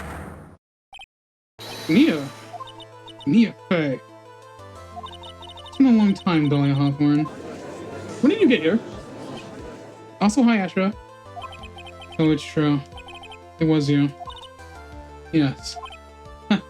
Here's something else. What are you doing here? That hair. It's pearls, right?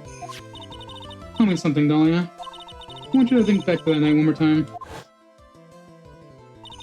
You just cornered Maya in the Inner Temple's garden. And then, in the final moments of the fight, you lost consciousness.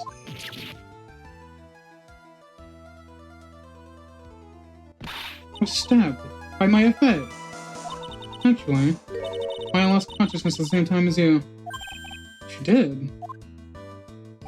Not terribly surprising since she was about to be killed. When she woke up, she was in the training hall. That's when Maya decided that she needed help. She channeled me. She explained in a memo the situation she was in. She asked me what I thought she should do. She did that? I can't believe it. Of course, I didn't have all the details. But one thing was perfectly clear. And that was, I know that you couldn't be allowed to wander free. Free? What do you mean? It was a race against time. I wrote down 2 things that I had to do. Channeling a Dahorn as soon as possible, and lock herself in the secret cabin until help arrived. So it was mine to put the lock on there. Yes, but why did she order you to do those? Why did you order her to do those 2 things? If she hadn't done it, Dahlia Hawthorne would have been channeled by someone else. By one Pearl Fair.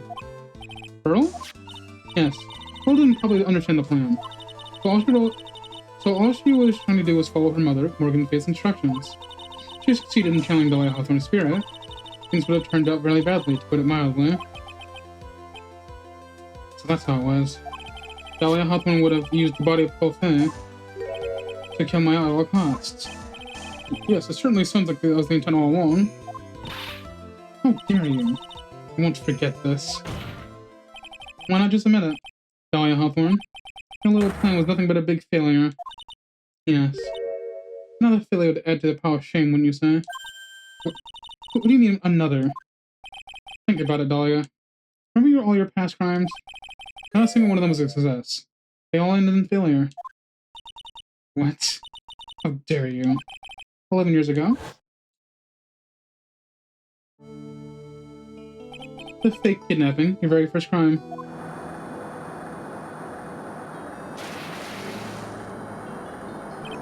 You got your hands on a $2 million diamond, but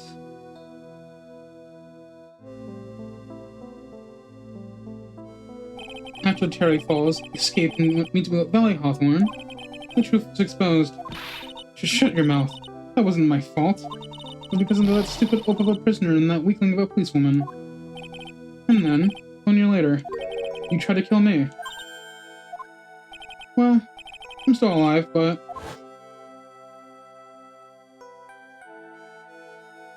you wound up killing someone else.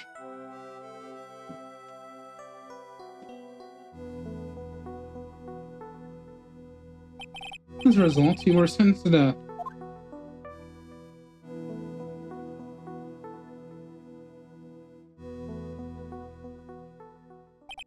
It's one stupid move after another for you. It's no longer funny. You wipe that smug, happy-go-lucky smile off your face. And now this. You've messed up again. You won't let my Faye escape. Even though she was fighting for there in front of you. Mia Fey. Mia Fey. Mia Fey. You spinster. I was supposed to kill Maya Fey like I swore I would. No. If you hadn't gotten this spiky-haired jerk the guilty verdict, I wouldn't have been hanged to death. True. I think you finally understand, Dahlia Hawthorne. You will never defeat me. What? Did you say? Whether you're alive, dead, or somewhere in between, you will never defeat me. As long as I'm around, you're always destined to lose for all eternity. I remember what you said earlier in the trial. You said there was no way we could punish you. Because you were already dead. What about it? And you said, Even when the body dies, the spirit of the ego lives on forever. Very true, Dahlia. And that's the punishment you're never able to escape from. For all eternity, you'll have to remain a Dahlia Hawthorne. A miserable, pathetic, weak creature who can never win at anything. And for you, there's no escape from that. No hope of freedom. Since the day you were executed, the narrow bridge that once stretched out in front of you has burnt to a crisp. You. Ooh. You're wrong. It can't be. How could I lose to the likes of you? No longer matters. The ghost roast. I don't care whether you win or lose anymore. The only thing I want is you to come out of Maya's body right now.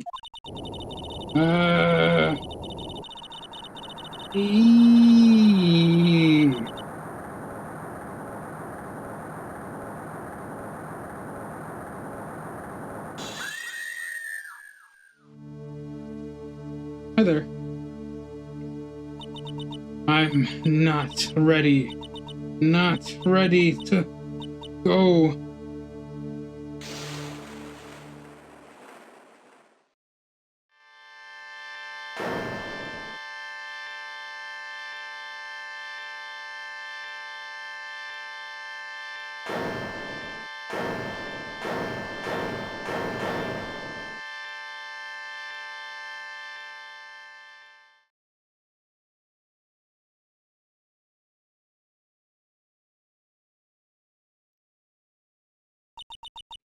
Damn.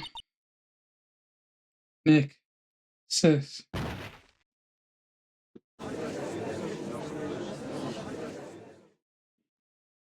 Goodbye, Dahlia. Now then, I assumed you were the real Iris. Yes, I was just rescued from the secret cavern. I must say you and your twin sister are indeed identical from what I can see. In any case, it appears that everything has finally been cleared up. Mr. Godot, what happened to Dahlia Hawthorne? If you ask me, Your Honor. Looks like she went back to the hell she came from. Seems Missy Faye wasn't the only victim of this crime. Maya Faye, as well as the young Pearl Faye, were also victims of this wicked and selfish plan. Yes, Your Honor. The tragedy of the Medium Valley has finally come to an end, it seems. It is for everyone to know whether Thomas may channel that spirit again. Your Honor. Yes, what is it? About this whole spirit medium thing. It's almost weird how comfortable you seem to be with the concept now. Well, to be frank, my younger brother is quite judgmental. He often criticizes me for not studying hard enough. That's why I made a concerted effort to study up on the current channeling technique. Hey, isn't that New Year's issue of Occult? I've seen quite a few things in my many years of my bench, and all of the time, I've only learned this one thing. Each case is different, and takes place in its own world, if you will.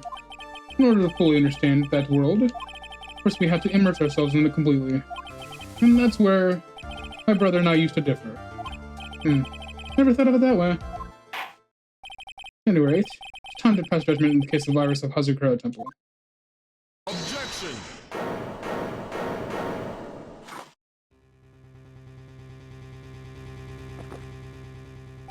You're a little too fast with that gavel, Your Honor. What do you mean by the Godot? His trial? It isn't over yet. That's what he means. What? Try it. Remember what Miss Evil Spirit said in her testimony? Huh? Dahlia's testimony. I caught up with her in front of the stone lantern, and I took out the dagger I got from the storeroom and...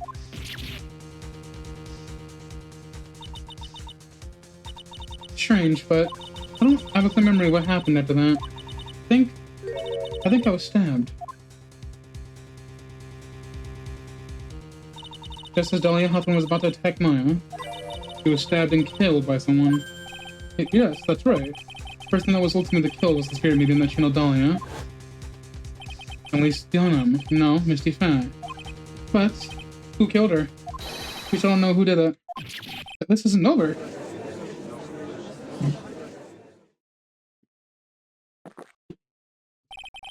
Unless someone else is found guilty, the accused is still on trial. We can't let her walk until there's evidence that proves that her innocence. No way. But this court isn't prepared for any further testimony. The prosecution is ready for the whole final witness. Final witness? This one will clear up the whole mystery. The mystery of who killed Missy Faye. Indeed. Is it really alright, Mr. Prosecutor? Of course it is alright, Madam Attorney. Well then, very well then. Who is this final witness? Isn't it obvious? There's one person who saw the whole event and will put the final document in this case. Someone who saw the whole thing? Saw the murder took place. The very person who saw her mother killed in front of her own eyes. You mean Maya? You can't. She can't testify to what you just have been through. We need to find the truth. Prosecution calls Maya Faye to the witness stand. Very well. But first, we'll take a brief recess. We'll have to wait for Miss Faye to recover before summoning her. Once we receive the doctor's permission, we'll proceed with the trial. Hey, Shrine. I got something to say to you, so listen up. What is it? I don't think much of you as a liar. It's always the same with you. You somehow manage to just squeak by without even a faint understanding of the case. Some beautiful woman always comes dashing in at the last minute to save you. You got some nerve. But that's not going to happen this time. This time, you're going to have to do this by yourself. It's enough. This court was now in recess.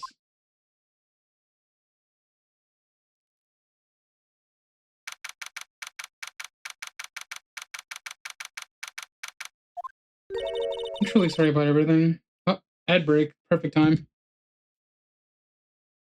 Oh, man.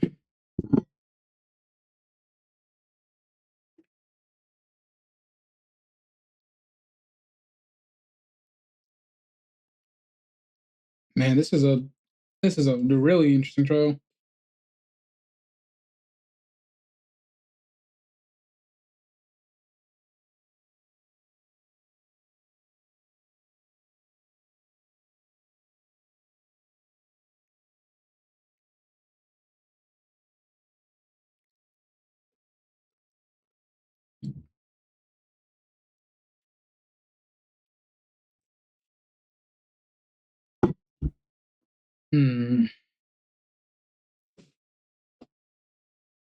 So now we're going to find the final murderer.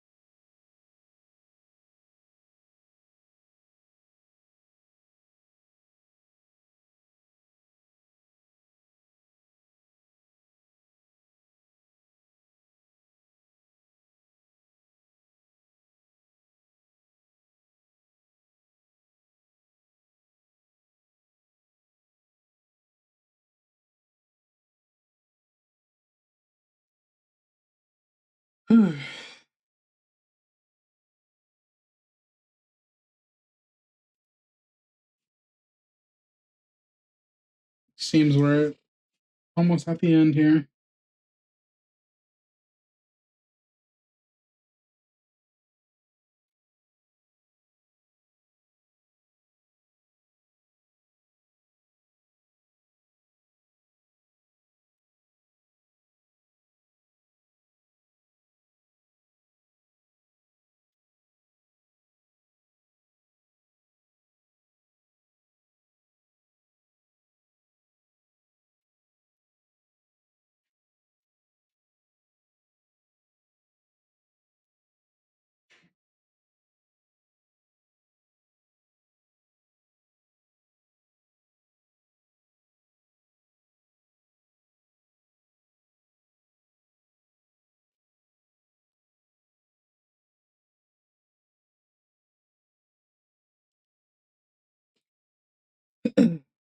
Ad break is over.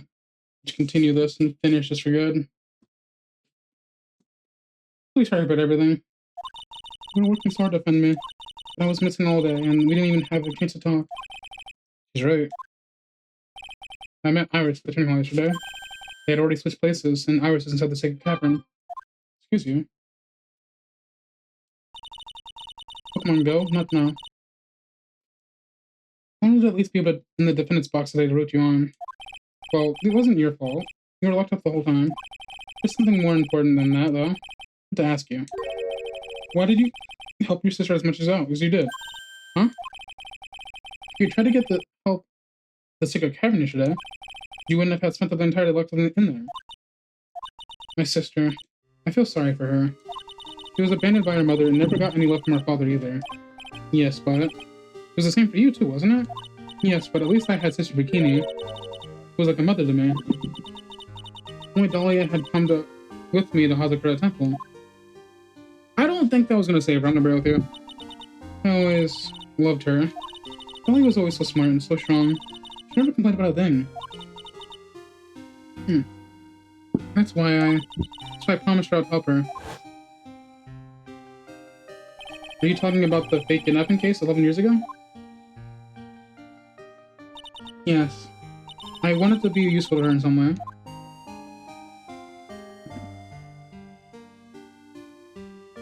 But, as usual, I was too cowardly. At the last minute, I ran away. Because of that, Dahlia's stepsister, Valerie, ended up... That was the case that wounded Mia so badly.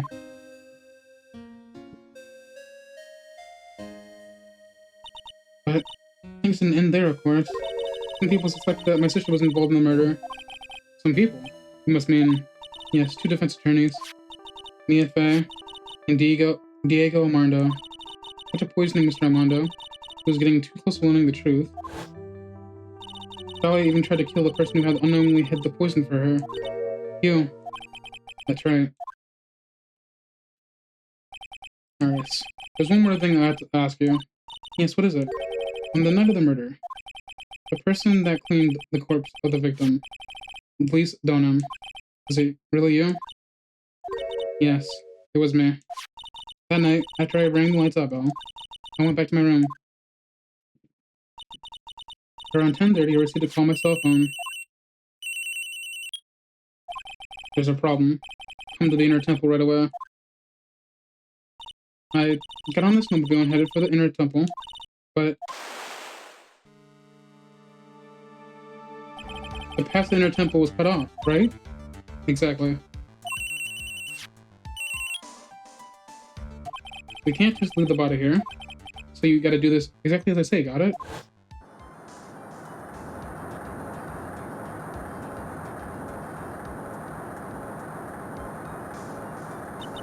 It was me. I was gonna receive her body. If her murder weapon had been left in her body, she wouldn't bleed too much. The staff that Mr. Police always held. I knew it.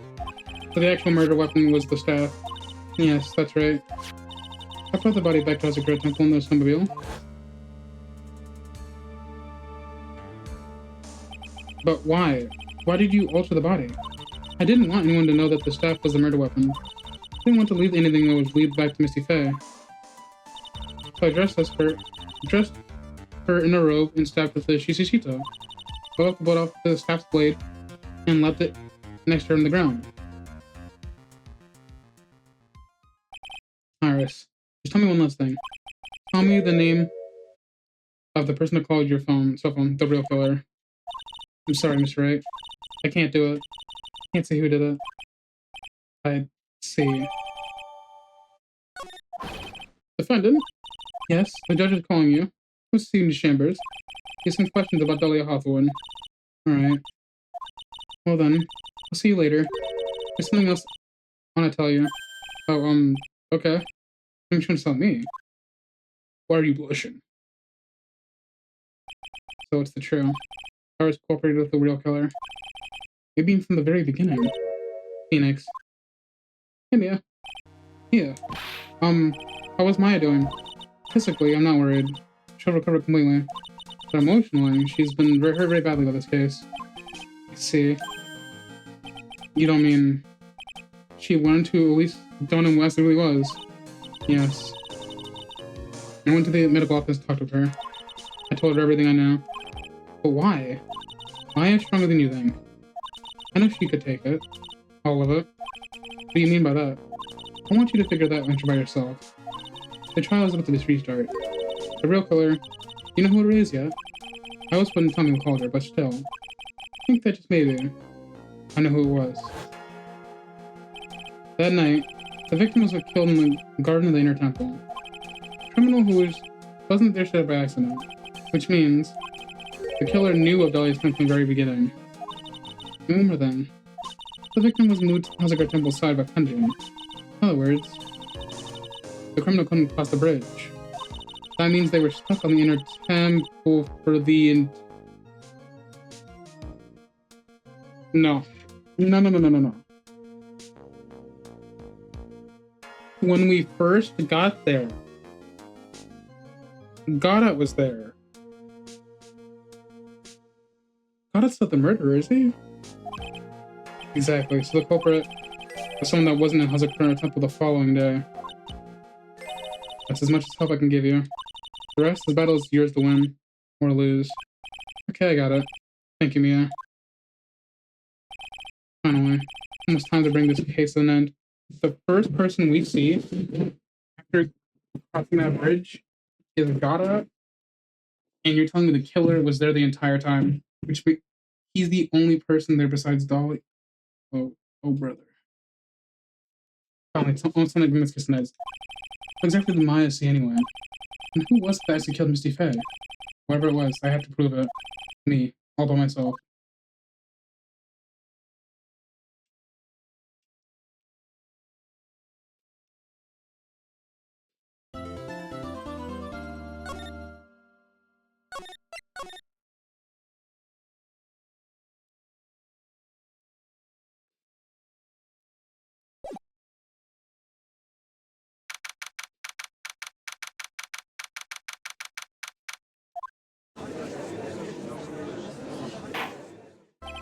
Now then, before we proceed any further, I'm going to announce the results of the test we had performed earlier.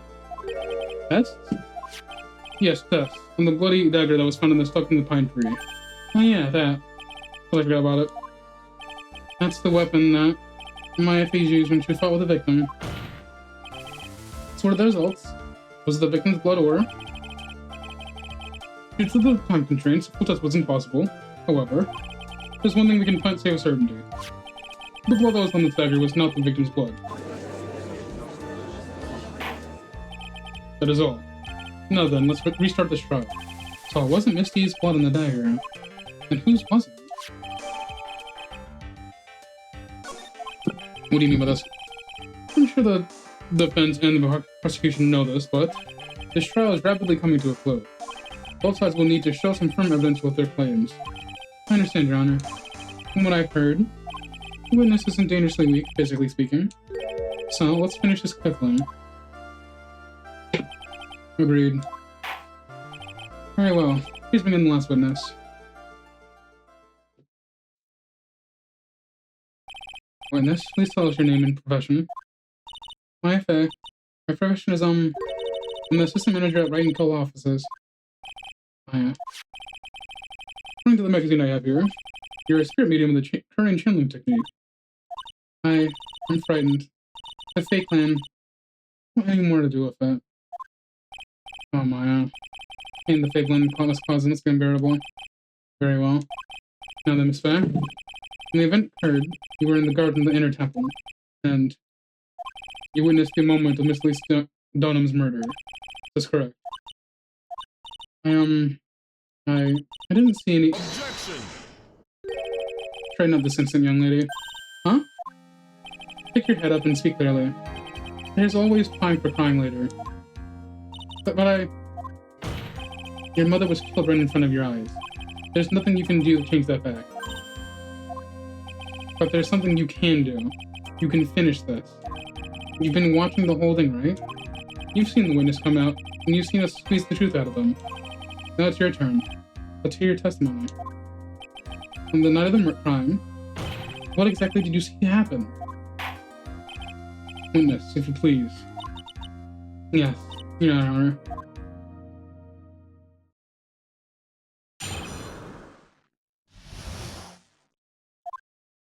I was passing through the garden on the way to the spirit capital when it happened. Suddenly, someone struck me over the head.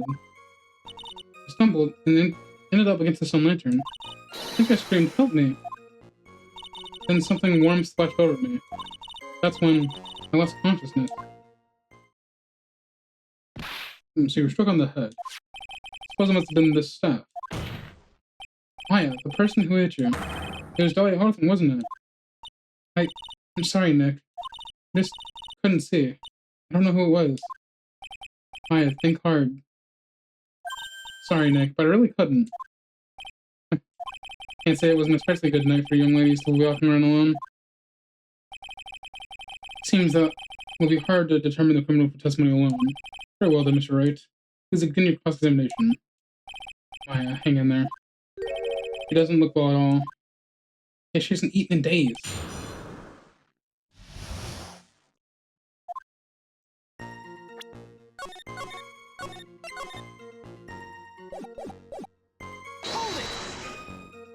Who else was on the inner temple that night? Well, Sister Bikini, of course. But I remember her saying her Iris would be coming later as well. The day after the incident, Edgeworth met Bikini at Hasakura Temple. That means she couldn't be the criminal. So then, did Iris actually come later like she said? Well, let me think. She seems confused. Probably because she's tired. No, I'm sure I didn't see her. She must have come while I was preparing for the training.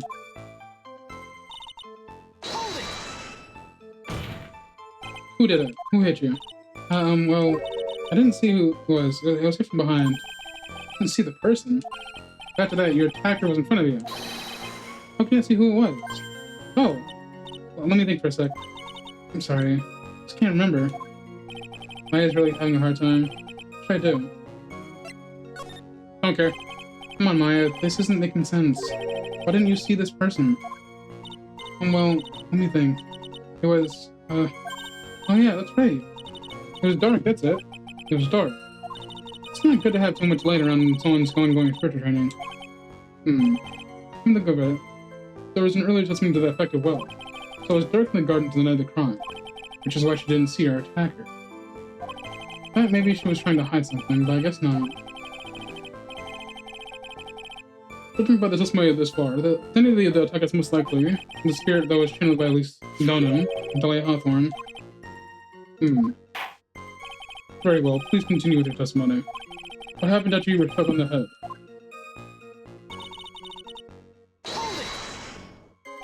What happened afterwards? My attacker was in front of me, blocking off my escape. I think. You think?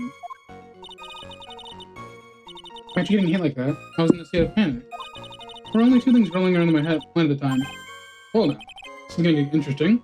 Judge. So what were the two things that were rolling around in your mind? My name is Maya Fei. 1 + 1 = 2. See, for some crazy reason, I was afraid I was going to lose my memory. I know it's odd considering my life was in danger, but that's how it was. Not at all, at all. It's understandable given the circumstances. So, what did you do then? Considering we've had people go amnesia after getting hit, understandable. You think you screamed help, but you're not sure. Listen, I was complete rat. It was dark and I couldn't see my attacker. Was it a man, a woman, an adult, a child? I had no idea. I was scared of my wits. Believe me, my dear. I'm certain I would have swallowed my robes. I thought this person might attack me, so I'd... Anyway, I'm pretty sure I screamed. I thought I was my last hope. Wow, that sounds like a formula Maya really was out of her mind. I wonder what she meant by last hope. I do.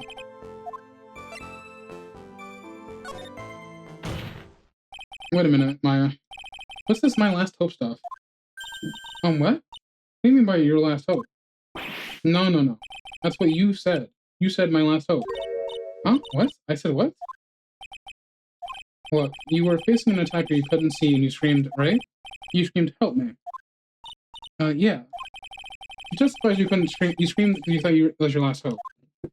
Oh, well, you know. It's like when you What do you call it when it happens? Why it's not doing so well up there? Oh yeah. Oh, that's right. I remember now. I was facing my attacker, but that's not who I was screaming at. What did you just say? Yeah, that's right. There's the person behind my attacker that I was yelling at. That's who I was screaming to for help. Ah, what is it now? I messed up. I didn't mean to let that slip out. Huh? Witness, are you actually sure what you're saying? Behind the attacker, there was another person. I am, well, I meant to keep that part a secret. What have I done? Ha, it takes a ton of pressure to make a diamond. That's what I would say. A ton of pressure? You're in court of law here. You can't make things up or try to hide things in this chamber. Witness, the information you just presented is vital to the case. I want you to add it to your testimony.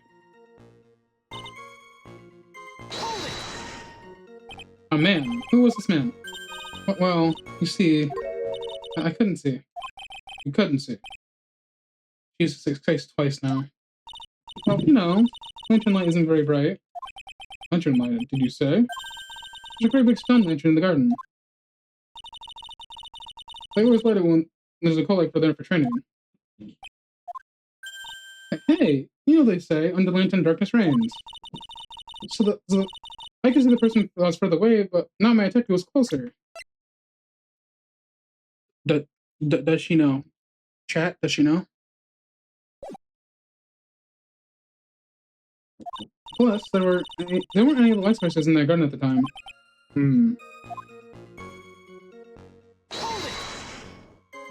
You don't mean, was it? I don't know what it was at the time, but I think it was puppy blood. Saying that that's when Miss Donham, who was channeling Dahlia, was stabbed in the back with a killer. At that moment, I was paralyzed with fear. I was just sitting there in the snow. I'm sure the blood got on everything around me. So what happened next? I don't remember. How were you saved? I don't remember. You remember that much? How are you saved? You don't even remember that? No. I haven't got any idea. I really don't know what happened at all. That's too bad. We're side by side for for 2 years now. I can tell when she's trying to hide something by now what she acts. And right now, I'm definitely certain she's hiding something. So, fun fact, Maya. The lantern was all. Objection! So there was a man sitting behind your attacker. Yeah.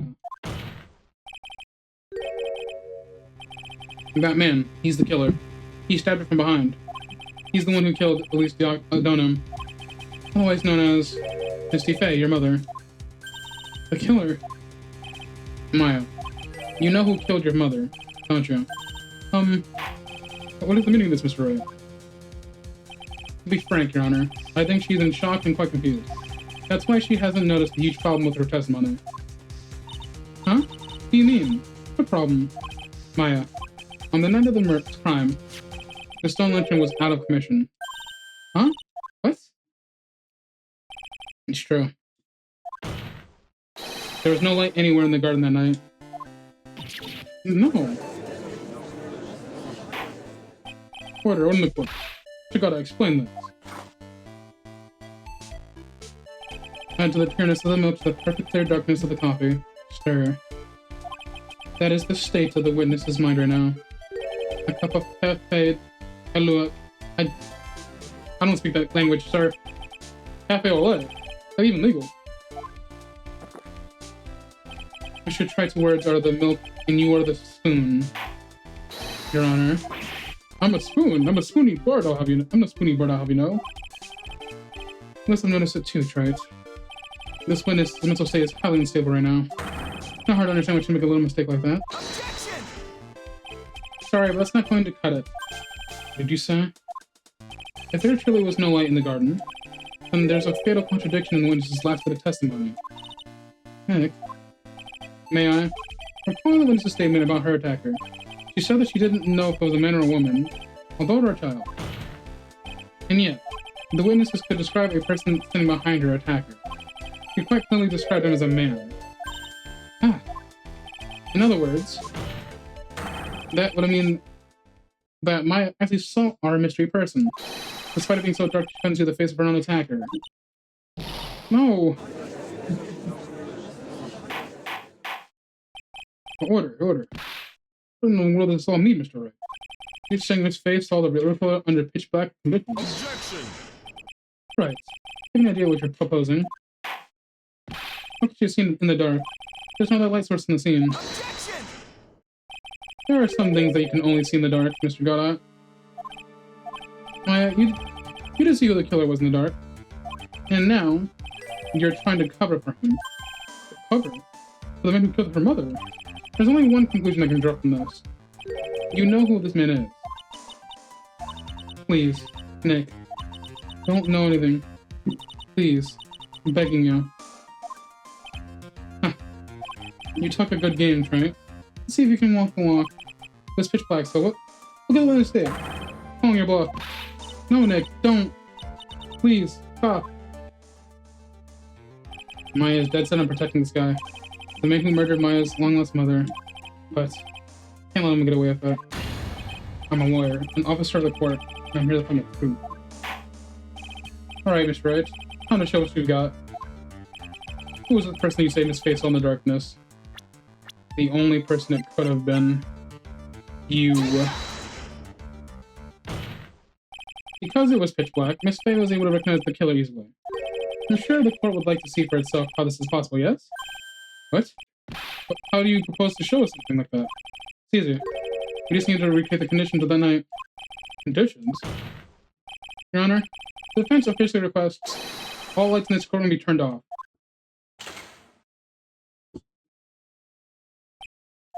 What? This is... It can't be. Huh.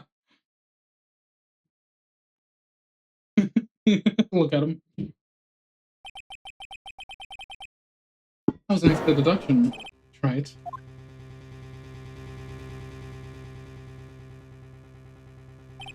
Hi. Hey, Reina. I think you're just here in time for the climax. Well, everyone, this is the man whom I saw on the night of the murder.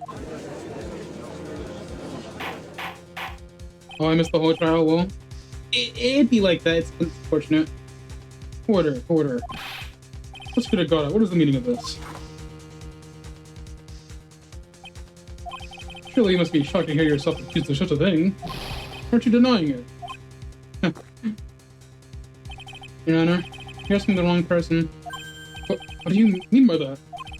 I got a question. Ask the witness. That's one of my rules. Well, Maya, how about it? Who you saw that night? Was it 3 glowing red lights? Witness, answer the question. You're wrong. I never saw that. Maya.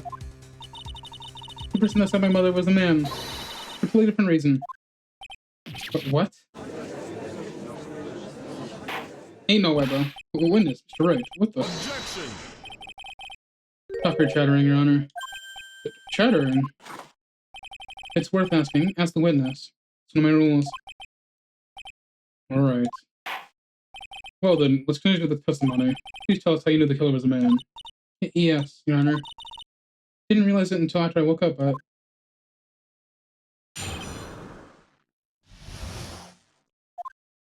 When I came to, I was just lying there on the training hall floor. By the time I got back to the garden, the place had totally changed. The torches were lit, and the body was gone. All the snow around the snow lantern had been carefully cleaned up, too.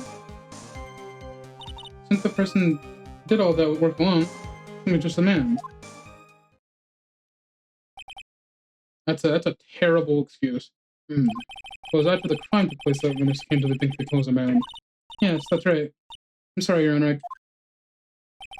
No, do apologize. As Mr. God said, you're utterly exhausted. It's only natural that you would be a little confused.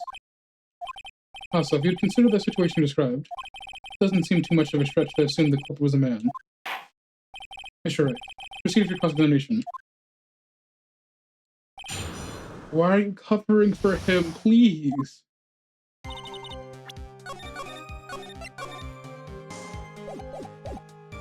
Hold it! So you lost consciousness when you were in the garden, is that right? Yes. I think it happened when the victim was stabbed. The person you treated in your temple could have only been the killer. That's what I think, too. The killer carried Maya into your temple. By the time I got back to the garden, the door totally changed. Naturally, the killer must have done it, right? Yes, I think so. But why would the killer tamper with a crime scene like that? There must have been something the killer just wanted to hide. I don't know. Looks like she doesn't have enough confidence.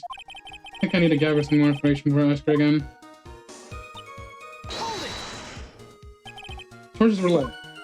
Yes, that's how I noticed the whole scene had changed. I'm gonna say the killer lit the torches. I mean, who else could it be? The killer would probably lit them since it's probably doing a cover up in the dark. Yikes, how was that? However, that's true, the only thing that bothers me. Why would the killer go to that for moving the body? That's true. It's hard to see how that would be any advantage of the killer. The only one who would gain anything from that would be the only person in the inner temple, Maya. Very well, let me hear some more about the condition of the crime scene. So you're saying the killer cleaned up the snow? This is pretty odd. The snow was removed in the unnatural-looking rectangular shape around the lantern. There are a lot of shovels around the inner temple. They're all really heavy. Way too heavy for me to use. An odd fellow indeed, this killer. Why on earth would anyone want to take the snow away? Well, there's one thing I can think of. Didn't you say that a lot of victims' blood had sprayed onto the snow? Yeah. The area cleft and ended up being splattered. In other words, the killer's purpose was to hide the bloody snow. I think that's the most reasonable explanation. Perhaps. However, there's something that's bothering me. The killer just wanted to hide the snow with blood on it. There was no need to remove that amount. That's true. He could have scooped up just the snow that was in with blood. Looks like there's some mysteries behind this issue. But I think this will help him explain them. So, you're saying you never saw the killer, right? Yes. But earlier you very clearly stated that you saw a man behind your attacker. Nick, sorry. The killer certainly went through a lot of trouble. Moving the body by a pendulum, labeling the crime scene. But for what purpose? Why do all of that? Maybe Maya knows more than she's letting on.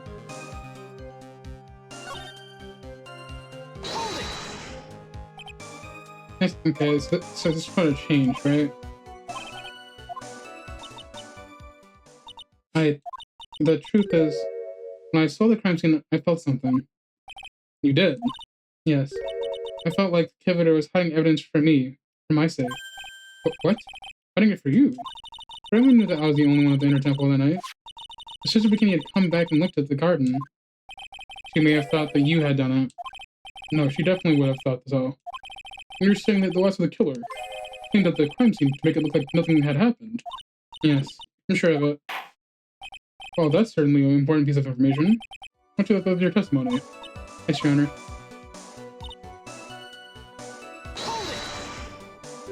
They did it for your sake. Well, if the body and blood had been removed, I would have been immediately become suspect, right? Yes, I suppose that's true. Yeah, and if that had happened, the body would have caused us some other problems too. If the real identity had come out then, it would have been terrible. Asha the Crane killed by her own daughter. I don't think Maya would have been able to handle it. But still, it's rather difficult to fathom the killer's motives. No reason to feel that isn't to come much trouble to protect her.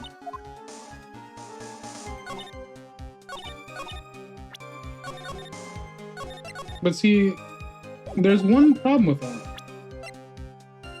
This isn't cleaned. Objection! The body release, Donim, was carried away to the Hazakura Temple courtyard. Into the garden, the real scene of the crime. The snow that we suspect was covered in blood was scooped up and removed. It's reasonable to believe all this was done in an attempt to hide the true crime scene. However, there's still one matter that seems somewhat odd. No? And what would that be? You must have figured it out by now, Mr. Gata. It's the message written on the blood on the lantern. It was written in very clearly white stone lantern. Maya. Ah. The killer was so motivated to protect Maya from the suspicion, and why didn't they wipe that writing off the lantern? Ah, you're right. Order. But, Mr. Wright, isn't it the fact that the killer was trying to cover up the crime scene? Indeed. It doesn't make much sense to move the body and move the bloody snow, and then not wipe off the most incriminating of all, the bloody writing. Did they change the objection?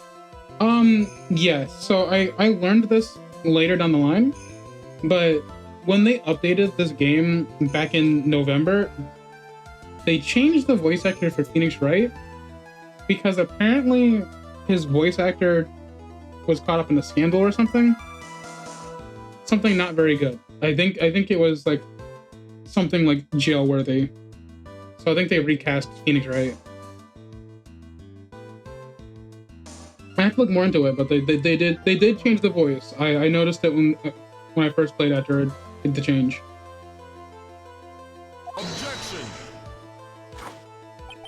But if that's the case, do you have any explanation for the killer's mysterious behavior? Why would this killer move the body and move all that snow, but then leave the bloody writing on the lantern? I don't know what the killer's plan was, but it's the fact that the killer left the writing on the lantern. There must be a reason for it. Hold on, Mr. Wright, let's hear your own opinion. How did the killer leave the message written on the lantern? It's the same voice with the previous games where they had actual voice actors.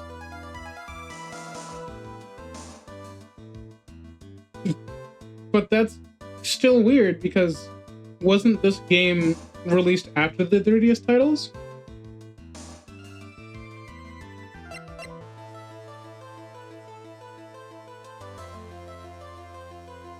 Why did the killer leave the message written on the lantern? He didn't notice it. Prosecutor got up. Early in the travel, you gave me some good advice. Once you eliminate the possible, whatever remains must be the truth. Maybe you're not as dumb as I thought. The real killer wanted to discuss the fact that a comment occurred here. If that's the case, they wouldn't have left that bloody writing on this lantern on purpose. Therefore, it must mean they didn't notice it. But that doesn't make any sense. The torches were all lit and everything. There's no way any normal person would miss something as glaring as that. You're right.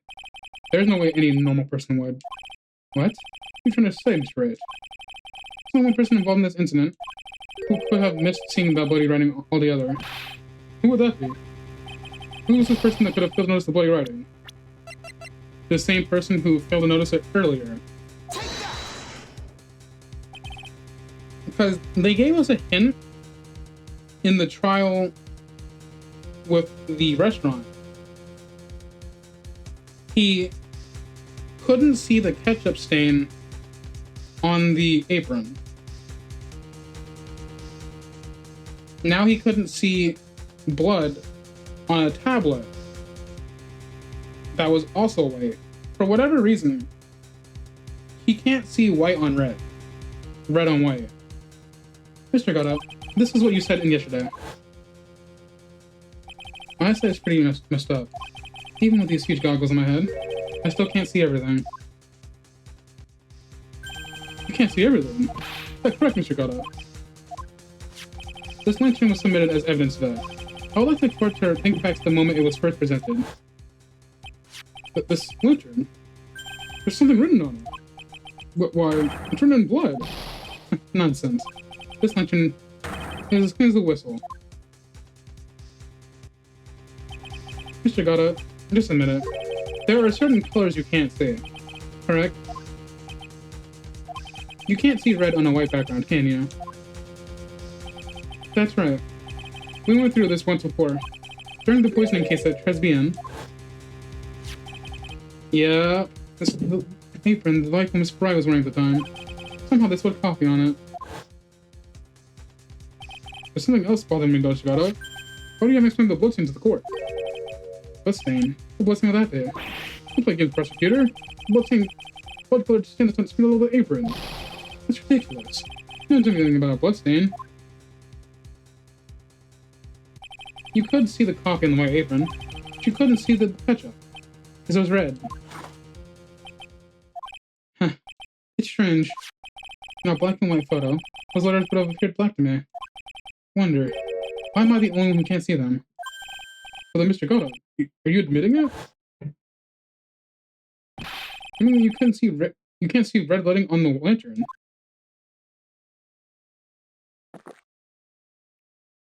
Hey, Gramps. Didn't you know? That's the reason I don't drink red tea. I'm sorry, is it red tea? The trilogy bundle is newer, but not the individual games. Originally, the quest clips were done by the dev team themselves, including Shu talking himself as Phoenix in Japanese.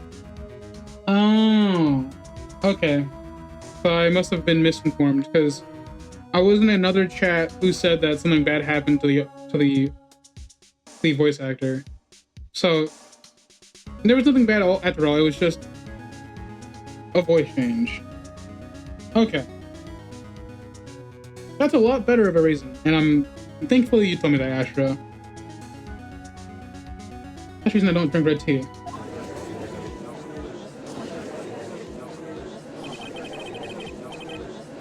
I wasn't sure about it until now, but I just can't believe it. Prosecutor Gata is the murderer, but there's no going back now. I finally figured out the truth. Mr. Gata, the defense at this time formally accuses you. You are the murderer of Elise Donham, also known as Miss Misty Bay. Hard to believe this may be true. What you said about Phoenix English Bay is true, though. Oh. Oh. Oh. Okay. That's unfortunate to hear. Hard to believe this may be true. However, once again, Mr. Wright has brought up a disquieting fact about you. Just make sure you don't fill out the indictment in red ink, perhaps. Come on. How does a little graffiti make you into the killer? Besides, it's not like my name was... I guess it's my name written on there. I'm certain that the killer wasn't able to see the color red. This is rich. You go on, Trey. The answer is right there at the crime scene. In the snow? The snow? How so? Well, for example, why did the killer move all the snow? Your Honor, you said it yourself. If he wanted to hide the bloody snow, why not take out just that area? Yes, why didn't he just take out the area? Ah, could it be? Yes, the killer couldn't see the red blood that had seeped into the snow. And so, he had to remove all the snow. He couldn't be sure where the blood had landed, so he removed the whole area. Objection! Isn't it more likely that the killer just couldn't see the blood because it was dark? Not a chance. The torches were all lit. He would have been able to see just fine. Seems, once again, this trial has taken an unexpected turn, to say the least. He also missed the talesman? See, but that's also weird, right? The talesman is red, yes. But it is embroidered with that yellow mark. And on top of that...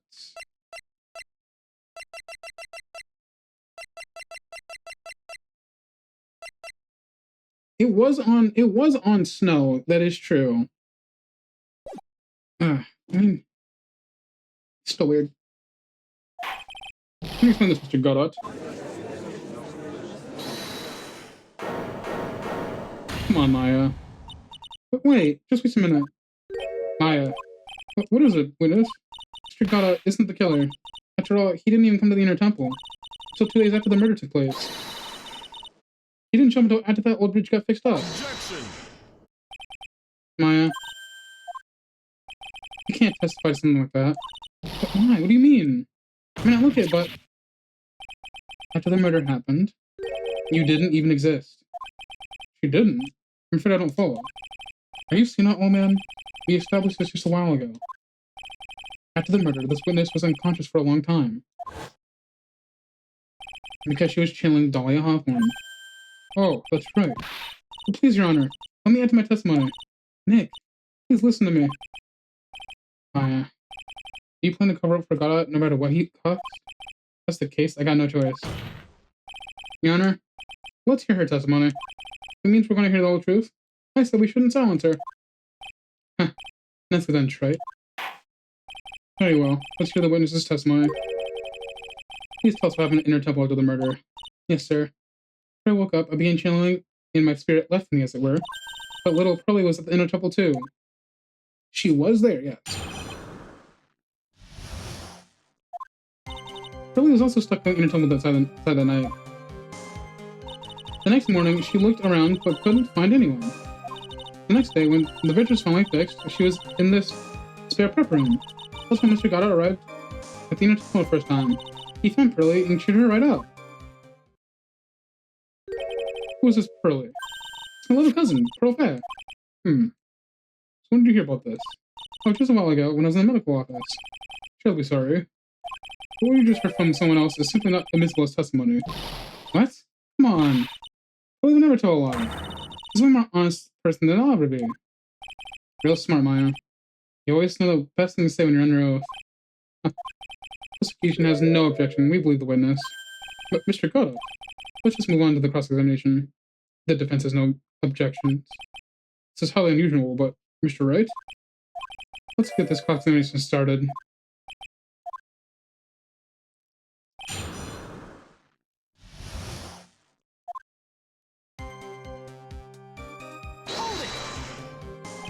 So where do you think Pearl slept that night?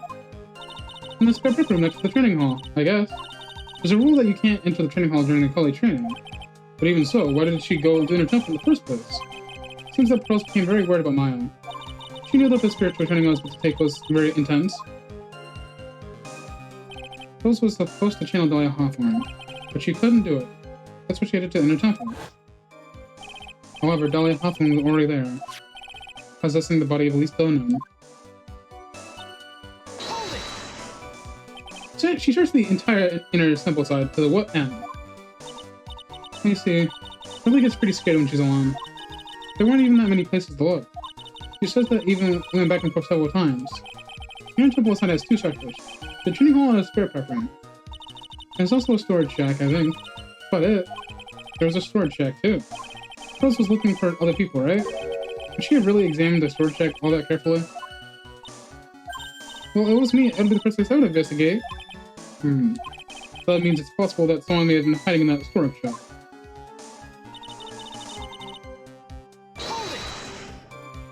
Rose didn't hear the sound of them working on the bridge. What do you mean? I was just wondering why she would stay in the prep room. If it was me, I'd at least go out and wait at the foot of the bridge. Oh, well, Rose said she was sleeping at the time. She said she was scared during the night, that she couldn't sleep well and woke up a bunch of times. Poor little girl. All alone like that. Well, we know that she had at least one friend in Sick Cavern. Dahlia Hawthorne, who was busy battling with the trick lock. She couldn't let anyone see her. She wouldn't have shown herself the pearls. What happened after the bridge was finally fixed? So it was your first time on the inner temple side. So it was your first time on the inner temple side, Mr. Goto? That's funny. Imagining things, or did the defense ask me a question?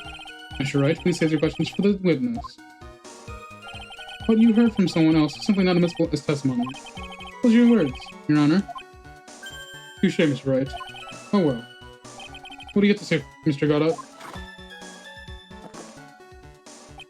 Hot nights and even hotter coffee. That's what I always say.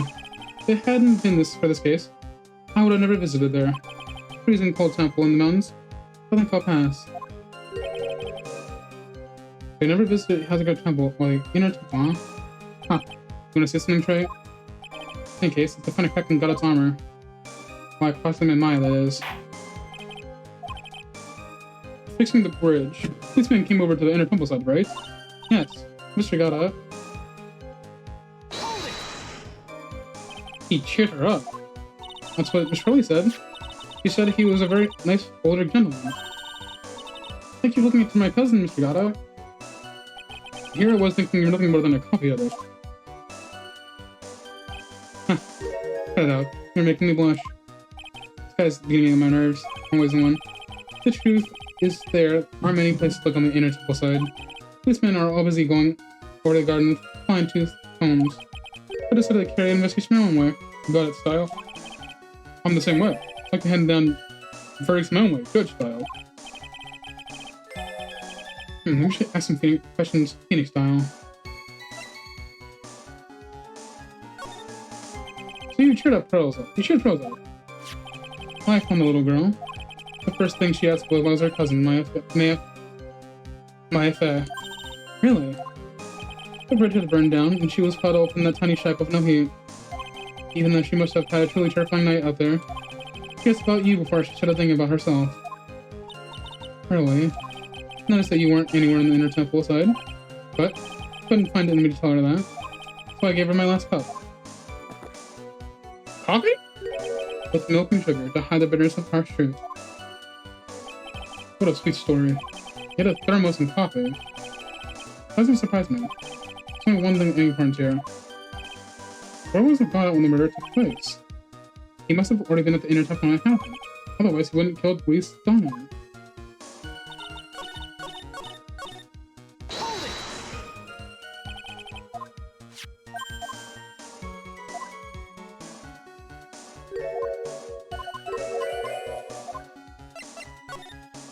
You said you could conduct your investigation of your own. Did you find anything? Looks like my investigation was all about what was yours, right? After all, I didn't miss the bloody writing on the lantern. Well, I didn't miss it, so go speak for yourself, Goggles. The only other thing I discovered was the beauty in the training hall.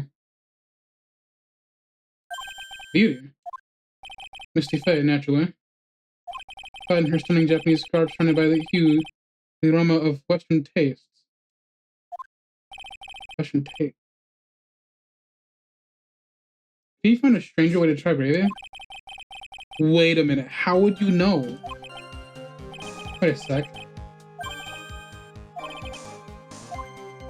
Where was God taking place?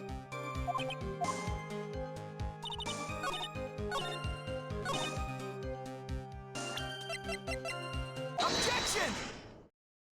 Mr. Gata, the first time you crossed Dusty Bridge and went into the inner temple was long before the murder took place.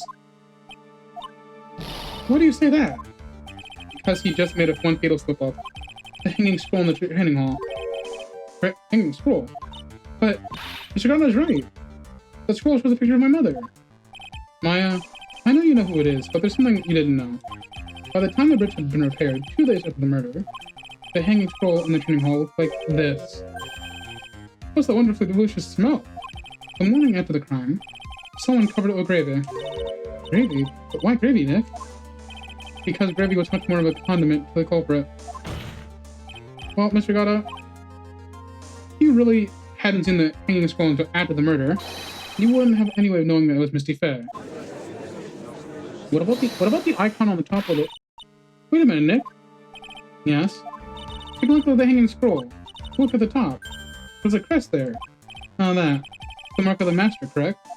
Exactly. So if you know the meaning of the mark, then you can guess there was a picture of Misty Faye on there. True, Mr. Gata described what was underneath it like this. Clad in her stunning Japanese garb, surrounded by the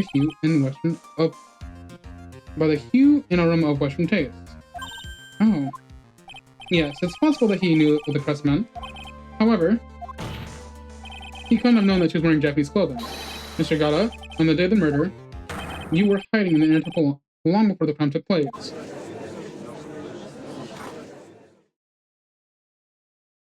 Can I ask you one little thing, Trite?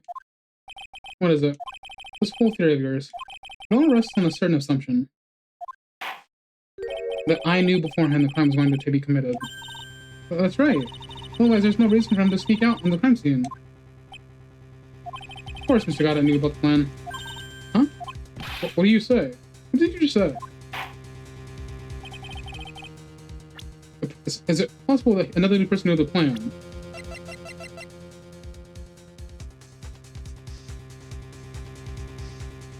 I mean, Misty knew about the plan because Pearl showed her the letter.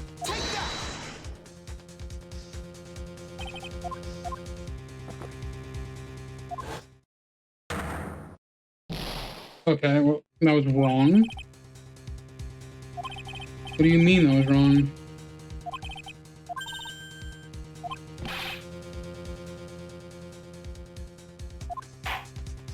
What do you mean that was wrong?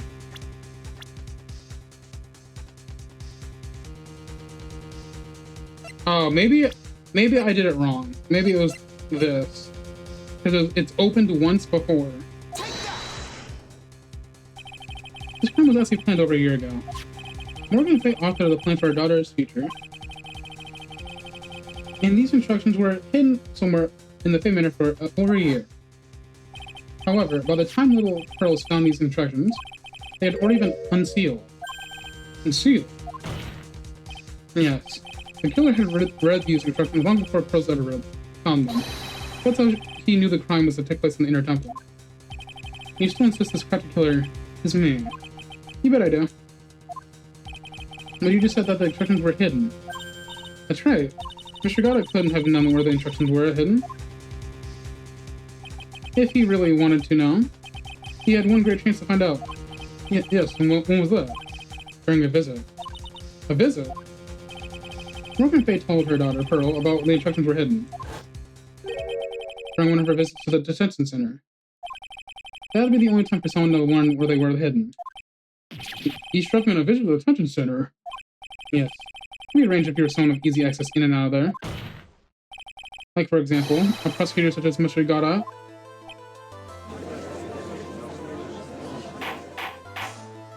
Order.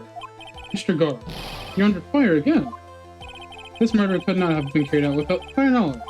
And you. You were the only one who could have acquired this information before the murder.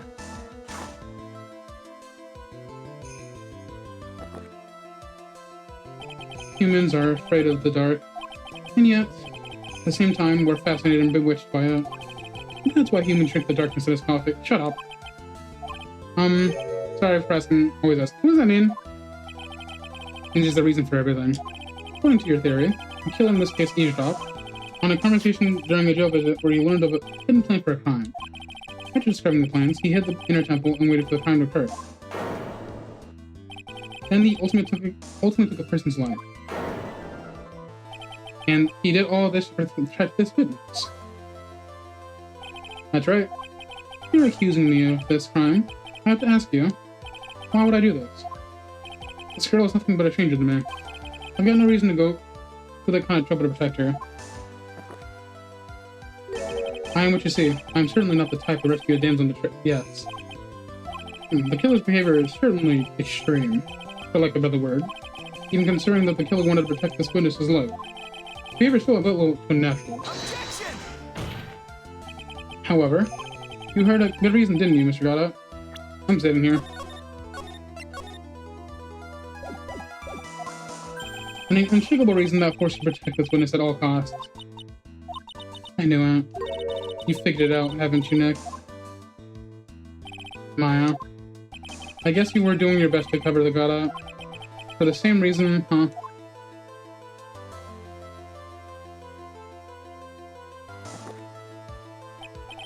Okay, Trey, I'm all ears. Let's hear it. Very simple. Maya Fey is a lot more than just a stranger to you. What's this? There's one person who lights the very end of this whole story. One person that ties you and Maya Fey together inextricably. Her sister. There's a very good reason why Maya's Fey's life is so precious to you. After all, she's Mia's Fey's only sister. Let me snooze those ads. We're getting to the meat of it here. Mia Fey. You once worked alongside her. That was when you were a defense attorney. But wait a second here. Mr. Goddard, as a defense attorney? With your honor's piercing intellect, you must have figured it out by now. The real name of this man who calls himself Goddard. His real name is Diego Armando. Isn't that right?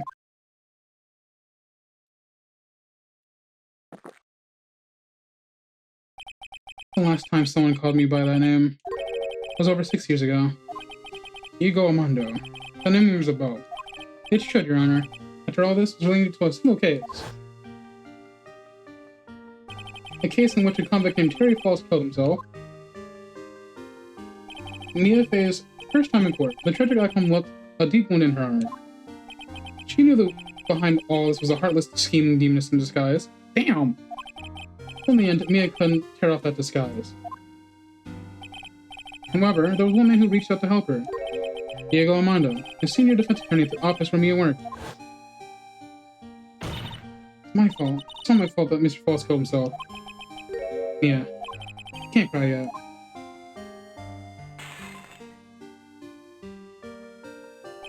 The only time a lawyer can cry is when it's all over.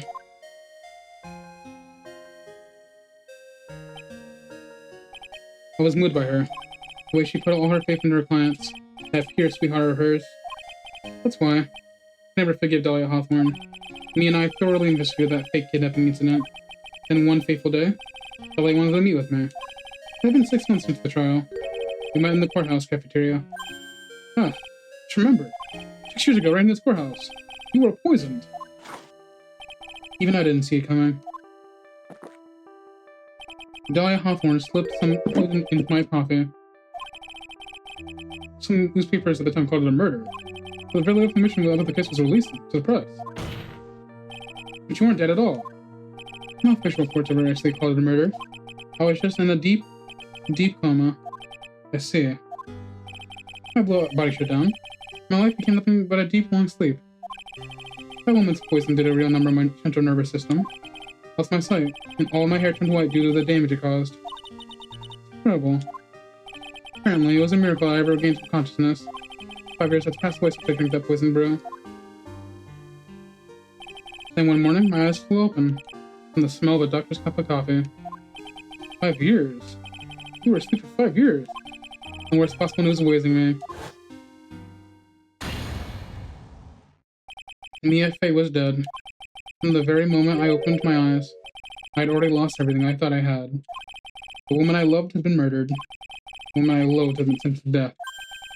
The woman you loathed? The woman who had spiked my scalding hot coffee. Dahlia Hawthorne.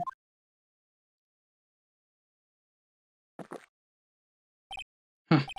Good old Mia. She didn't let me down. She got her revenge before she checked out. In the end, there wasn't anyone waiting for me when I woke up. So sad. For someone like me, for someone who had slept away from their best days, there were only 2 reasons left to live. It was for those 2 reasons I decided to become a prosecutor. If I may ask, what were your 2 reasons to live? First was you, Wright. Huh? Me? If I hadn't drank that stupid poison, Mia Fey would have never died, much less the way she did. You were the only one who was there to protect her. But you let her die. It was your fault. It wasn't like that. I wanted to see for myself what kind of man you really were. So that's why you became a prosecutor. I had a reason for living? She goes by the name of Maya Fey. Huh? You mean me? You were the only way I could make up for the sin of not saving Mia. 1 year ago.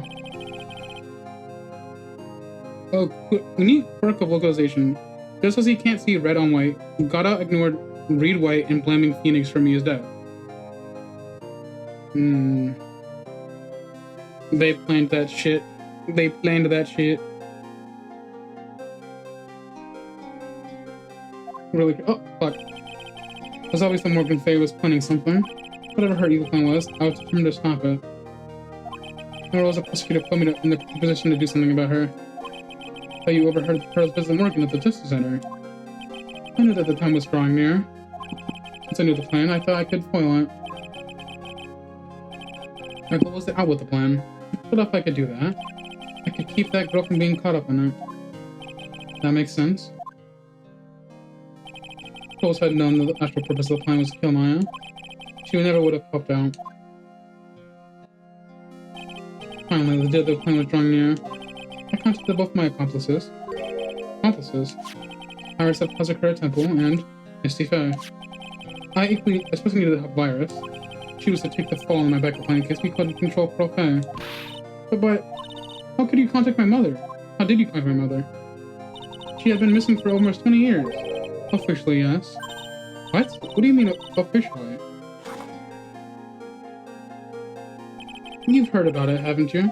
About the strong ties between the main family and the government? Now that you mention it, and can you just say something about the fact? She said that the Master Attorney had great authority. Even without her official position, Misty Faye was still wielding great influence. Police had been keeping an eye on her movements all this time. That's how I was able to contact her. Again, because of my position as prosecutor. So my mother was cooperating with you. Don't ever forget. No matter how far away from you she was, she never stopped thinking about you. She was always... That's why. I know she would do anything to protect you. If you want to know how strong her resolve to protect you that was, look at her staff. Her staff? What with the sword in it? The day the plan was to be carried out and arrived soon enough. We met for the first time at Hazakura Temple. That's when your mother showed me her special staff. I realized then just how far she was willing to go. She's ready to use that sword to protect you from Morgan Fay if necessary. Yes, even if it meant paying the ultimate price. Mother. That night, on the night of the crime, there was just one way to stop Morgan's evil plan. You mean pearls, don't you? You had to make sure she didn't channel Dahlia Hawthorne. Well, pearls, we can do tonight. Well, if you'd like, you can come to my room. Perhaps we can read some books together.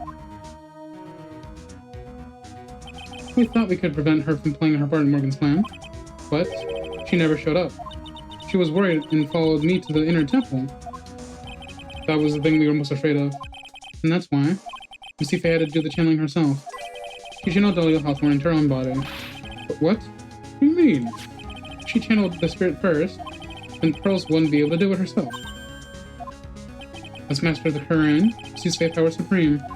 So that's how it went down. She channeled Dahlia Hawthorne so that Pearls wouldn't be able to.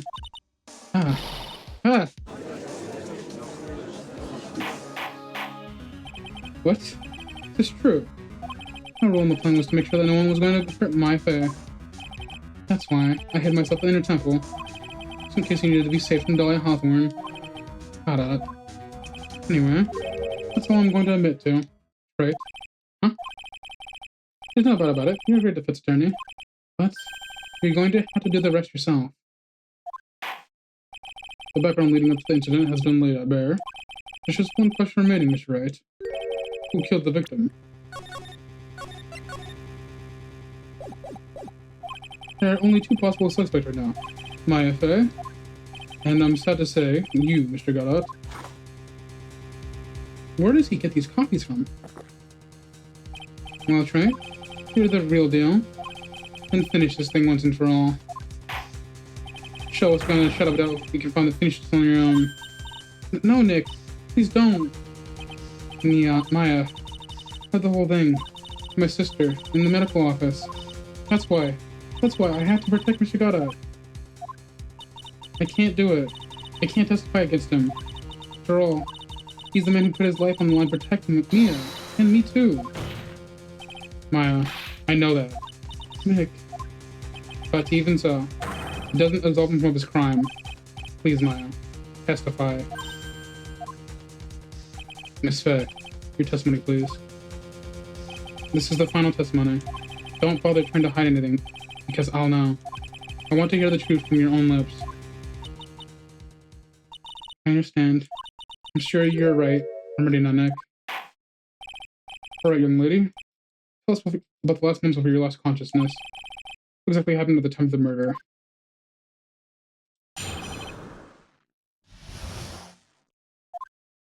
Just before it happened, I think I saw some red lights. 3 of them. I thought I'd ask for help, but just then I was splattered with blood. She wasn't dead though. She struck back at the enemy behind her. Suddenly the red lights went out and the whole area was dark. Just at that moment, there was a horrible scream. Right after that, Dahlia collapsed and I lost consciousness. These red lights. But you said you don't remember seeing them. Sorry. Thought I saw them, but then they disappeared all of a sudden. Things break, right? Even the best of theories. Who knows? Who was it that stabbed Missy Faye? I still can't prove it. Maya's telling the truth this time, I know it. The rest is up to me. Hold on, Mr. Wright. Proceed with your final cross-examination. Proceed with your final cross-examination of the witness.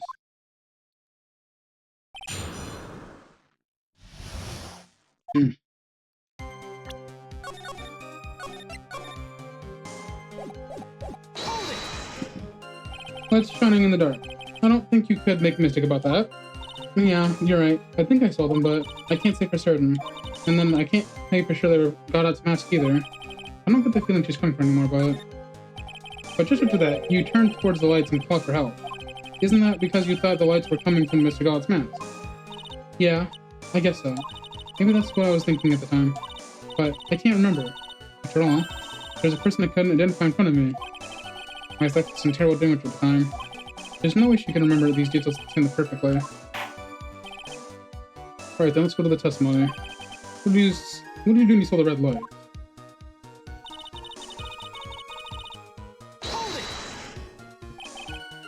That blood, was it Dahlia Hawthorne's blood? I think so, probably. Just at that moment, I heard a soft scream that seemed to be close by. It was a woman's voice. That was one of the killers with the victim from behind the murder weapon. Is that right? Without a doubt, Maya was in the middle of a really dangerous situation.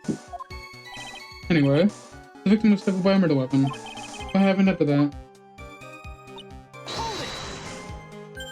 Struck back. How do you know that? Well, you're right. It didn't seem exactly, but I could tell by the sound of the breathing and the movement, and also the smell of blood. I witnessed more horror than any young lady should ever have seen one life. So then what did you do at the point? I couldn't move. I could just barely make out the shadows moving in the dark, but I had no idea what to do. You still see the red lights you mentioned earlier? Yes, I think so. But they went out. Yes, suddenly I couldn't even see them at all. What could it mean? Red lights were coming from Goddess Mass, and they went out in the middle of a fight. Maybe the mask was damaged, or maybe it was knocked off. Or maybe the barriers are now. Right, Trey? Maybe this little red pinhead looking flights were stopped working. What could have really happened then? What do you mean by just at that moment? You mean the moment the lights went out? Yes, that's right. The scream that you heard then, was it Dahlia Hawthorne? I don't think so. I'm pretty sure it was a man's voice. What? What? Perfect time for ad break.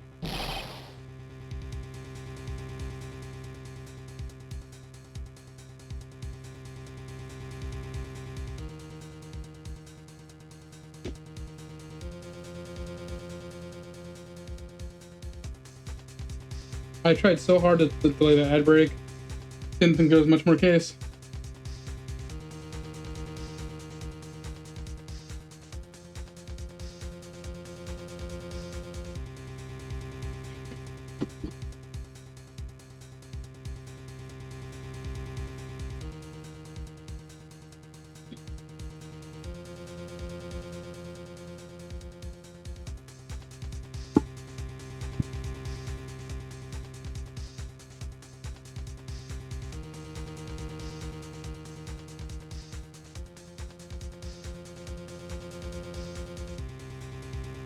Oh, God.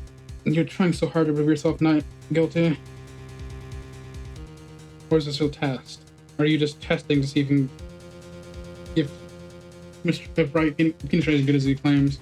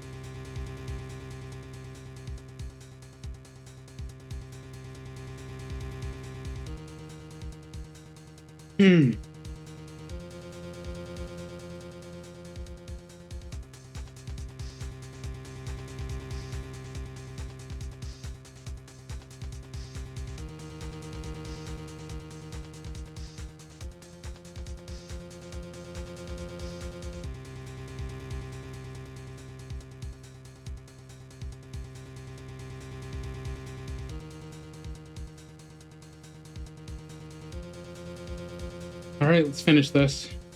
So the scream for the killer. Gotta be it.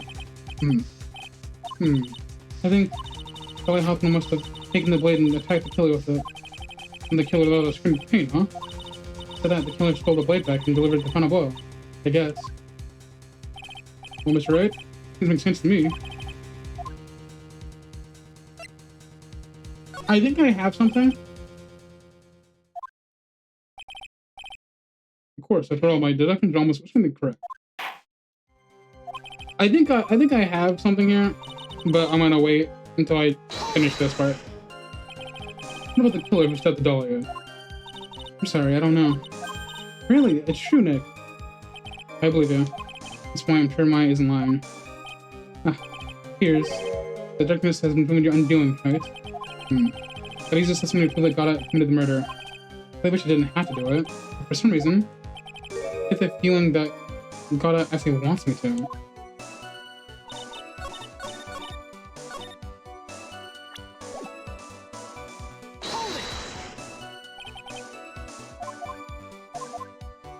It's time to put you down, man.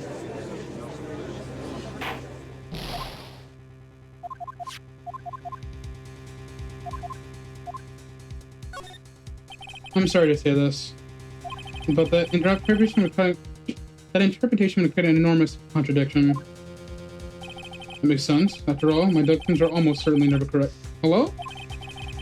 What was the testimony she just gave? Before the killer gave out a scream, Maya said she had already been splattered by the victim's blood. In other words, the blade and the stab had already been plunged into the victim. Ah, is that right? She couldn't have struck back with a sword that was already stuck in her body. What thing caused the killer to let out a scream? Must have been something other than the staff. You're so sure about that, then why don't you keep swinging any longer, Troy? There's only one thing I can think of that could have been used for weapon here. Dahlia Hoffman had already been stabbed in the back by the back of the staff. How could she have used to strike back at her killer? Probably this dagger that doesn't have the victim's blood. Naturally, the dagger the killer brought to the scene was of the crime.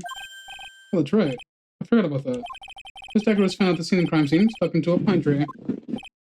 Yes, the detective found it like this morning and brought it to me. Dahlia Hoffman struck back at the killer with this, and she managed to wound him as well. Objection! Just because he let out a scream doesn't mean that he was wounded. Probably now the blood on the dagger could have been the victim. Objection! Have you forgotten that blood's already been tested? Since we learned it wasn't the victim's blood, it must be the killer's blood. The killer must have a wound somewhere on his body. So you're saying the blood in this dagger belongs to the killer? Exactly. Any analysis of the blood would prove it beyond a shadow of a doubt. And yes, Mr. Gata, it would prove it's your blood. Nice theory, right?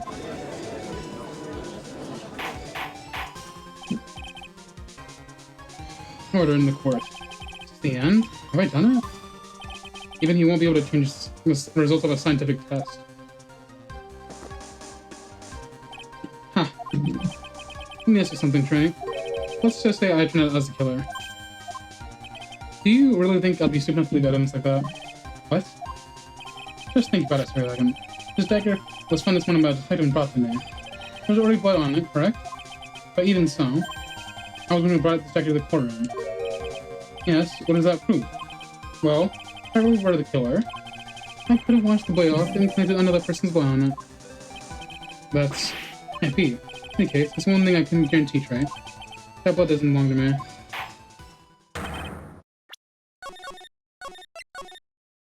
I'm not finished with you. What? In the event, it seems to establish the killer was wounded. Right then, witness. Wait a minute.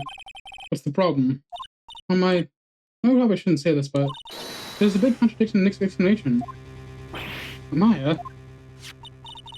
This dagger, you said that it wounded the killer. That's right. But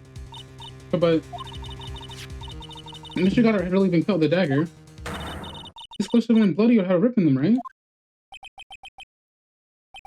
Maya? Maybe he just changed his clothes? That's how the contradiction pretty easily. What are you talking about? It's not that simple at all. Come back to the day of the murder. Everyone was on the inner temple side got trapped there. Oh, that's right. Once the bridge was fixed and the police headed for the inner temple, Shigata was already there waiting for them. He never had a chance to change his clothes. Huh. Order.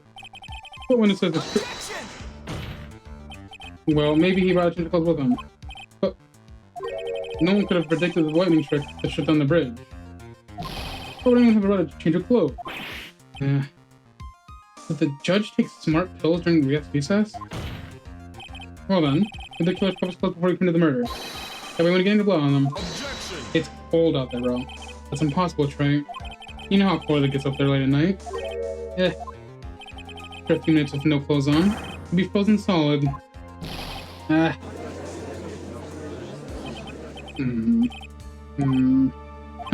So that's all you got. No, you weren't tough enough to finish this. Right now, if you need a favor here. She would have closed this book on the case already. You are here. So come on, Trey. Can you do it or not? How about it, Miss Wright? You've accused Mr. Wright of Gotta be a king killer. Can you prove it? Have you even got one piece of evidence?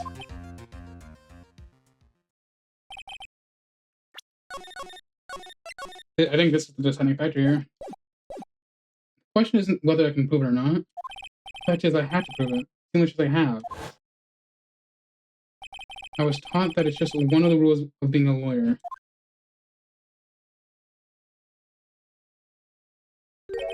I can prove it. I'm going to bring your magnificent vengeance to fruition just as you want it. That's good. A fighter to the bitter end, Trey. Since there's just one piece of evidence that can prove your point, why don't we go for the limited penalty? Are you trying to pressure me, Miss Yurata? It doesn't matter to me. I've got the one piece of evidence I need. Give me a break. You've got nothing, Trey. What do I do at a time like this? It's simple. I've got to think outside the box and approach from a different angle. Alright then, Mr. Wright. Let's hear what you got. I like how he said unlimited penalty, but fun fact, I only have 1 point left. There's one thing I've mentioned in the previous cross-examination. The killer was wounded. That was proven by the blood on the dagger. But you said it was impossible for him to the wound. He had been cut by a dagger. He had bloodstain on his clothing. There's one place the killer could have hidden his wound. But what did you say? Hidden? This is it. My last stand. A full gauge would be fully lit. I understand that. It's just really funny. Because to me, it's already an unlimited penalty from the get-go. I don't even think about why there was no bloodstains on the clothing. I just need to show how he hid the wound. That's the end of the line. The final stop, right? Let's hear what you got. Where's this location where you saw the killer hit his wound?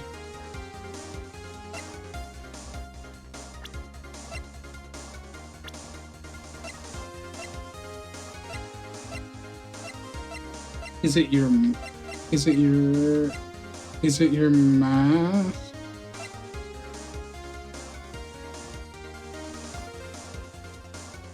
it your mask? It's you. I know that for sure. It's you. It's your mask. You hit it under your mask.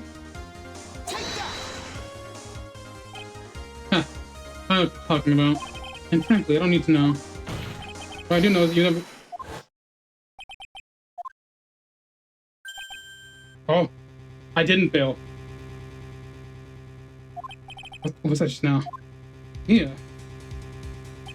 It can't be. You're living on through him? Even as we speak, you're still hiding the wound.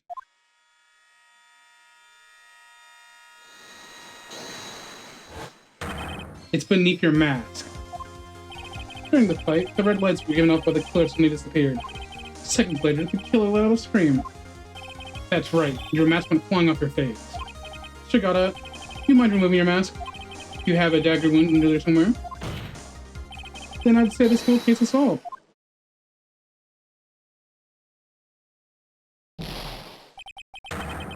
Ah.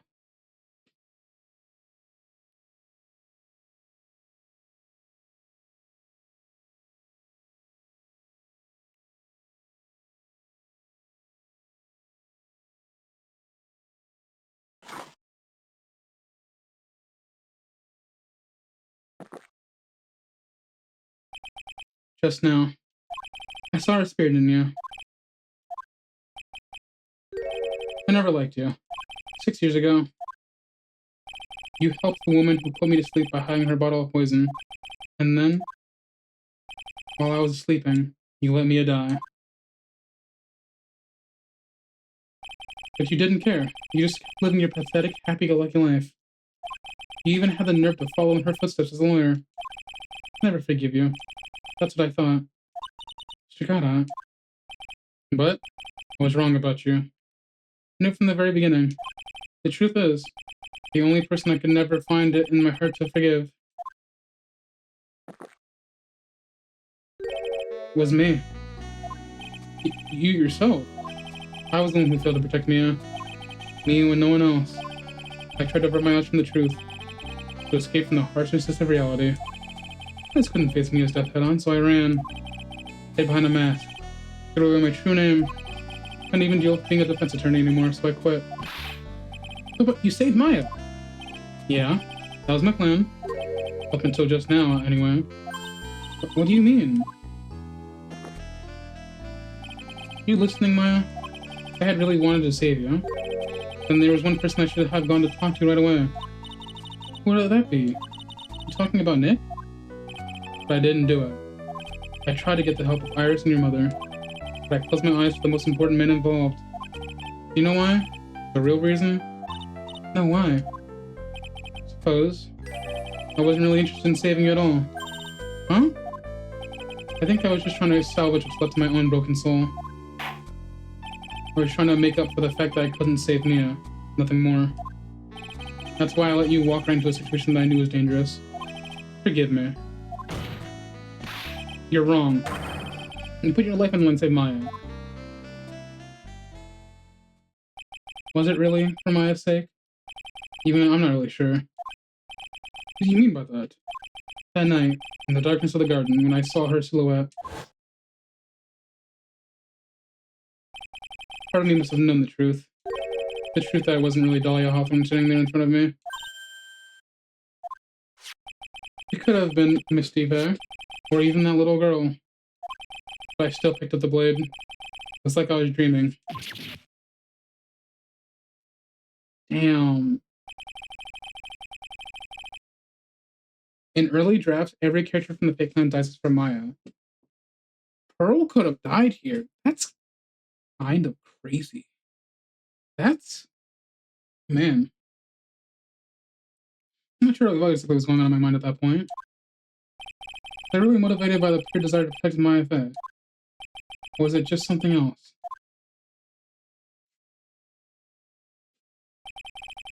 Was it my hatred for a woman who had stolen everything from me 6 years earlier? Could have been simply a desire for revenge. And now, I don't even know anything anymore. I did learn something today, though, however. I finally realized that I was the arrogant one. I was just chasing an illusion. Fantasy. Just the fantasy of defeating you in the courtroom. You were the one who made me realize my folly. You never ran away from Mia's death. Instead, you picked up where she left off, as a true defender of the people.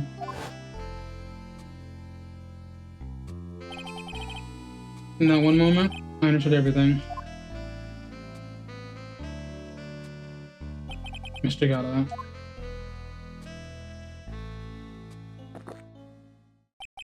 I think you already know this, but if you don't, my name is Diego Armando. Mr. Armando, I believe in you. I know you were trying to save me.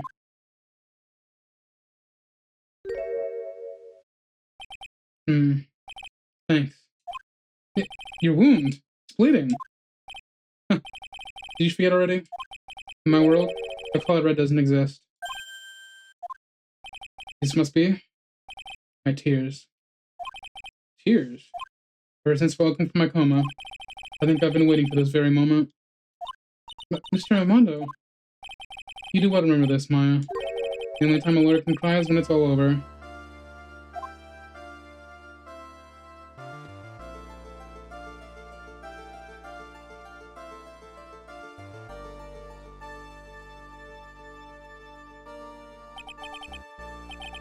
This time really is over, isn't it? Defendant. Yes, Your Honor. Although you weren't directly involved in the murder, tampering with the body and crime scene is a serious offense in itself. I understand, Your Honor. Mr. Armando explained that to me very carefully. I knew the risk and I willingly cooperated anyway. Very well. Before I hand down my verdict, is there anything you'd like to say? Well, there is one thing. I'd like to say something to Mr. Wright. I want to apologize to you. Apologize? To me? For what? For the case 5 years ago, of course.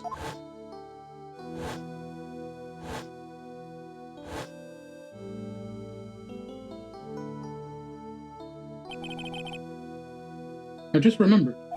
Weren't you poisoned by your own lover? Not exactly, but yes, something like that. Even now, 5 years later, I can hardly believe it. She was going to do it. She was planning to kill me. It's not all that surprising. The two of you hardly knew each other. Huh? What do you mean? You and my sister. You only met twice. Huh? You only met twice? The first time you met was on the fateful day. The day she poisoned Mr. Armando in the cafeteria of this very courthouse. The next time you met her was 8 months later. You met her again on the day she stole your cold medicine. And Doug Swallow was killed. No way. It just can't be true. I mean, during the whole time relationship, we were... For those 8 months, the woman that you thought was Dahlia Hawthorne wasn't actually my sister. Huh? It wasn't Dahlia. I hope you can one day forgive me, Beanie. You mean... That's right. I lied to you for 8 months. But why? Why would you do such a thing? Ever since she gave you that bottle that day, my sister was trying to get it back as soon as she possibly could, because the police investigation and their surveillance. She couldn't move about freely. This would change your appreciation of Venus's very first scene in the anime? I'll have to check that out. But I've never actually seen it. This game was my first, real introduction to the series. Besides, really old videos from decades ago that I've now forgotten. The only thing from Ace Attorney that I distinctly ever remember back as a child was Von Karma.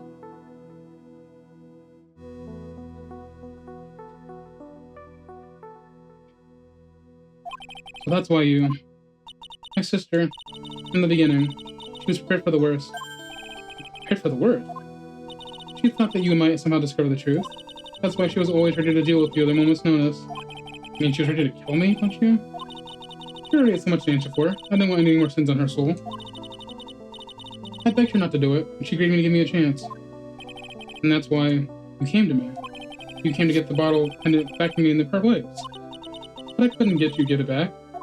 I felt it something even simple as that. 8 months passed and I still couldn't get it back from you. Finally, my sister couldn't wait any longer. She didn't consult me about her plans for you that day. It was the first time that it ever happened. Now that's a bit strange, wasn't it? Up until that day, you two were partners in crime, and she would confer with you. I think she must have noticed. Noticed what? My feelings for you. If I had found out she was planning to kill you, I would have done whatever was necessary to stop her, even if it meant her life. Or mine. Iris. Just spending those 8 months by your side, my feelings towards you, they changed. have something to say to you, too. Yes? You really are the person I always thought you were. Even after Dahlia Hawthorne was found guilty, I still believed in you.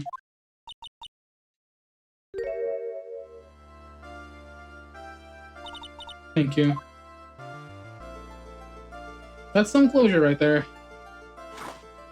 Are you allowed to drink still? How many cups of darkness have I drank over the years? Even I don't know. I'll tell you though, right now, I think this is the greatest cup I've ever had. Don't you think so? Phoenix, right? Hey?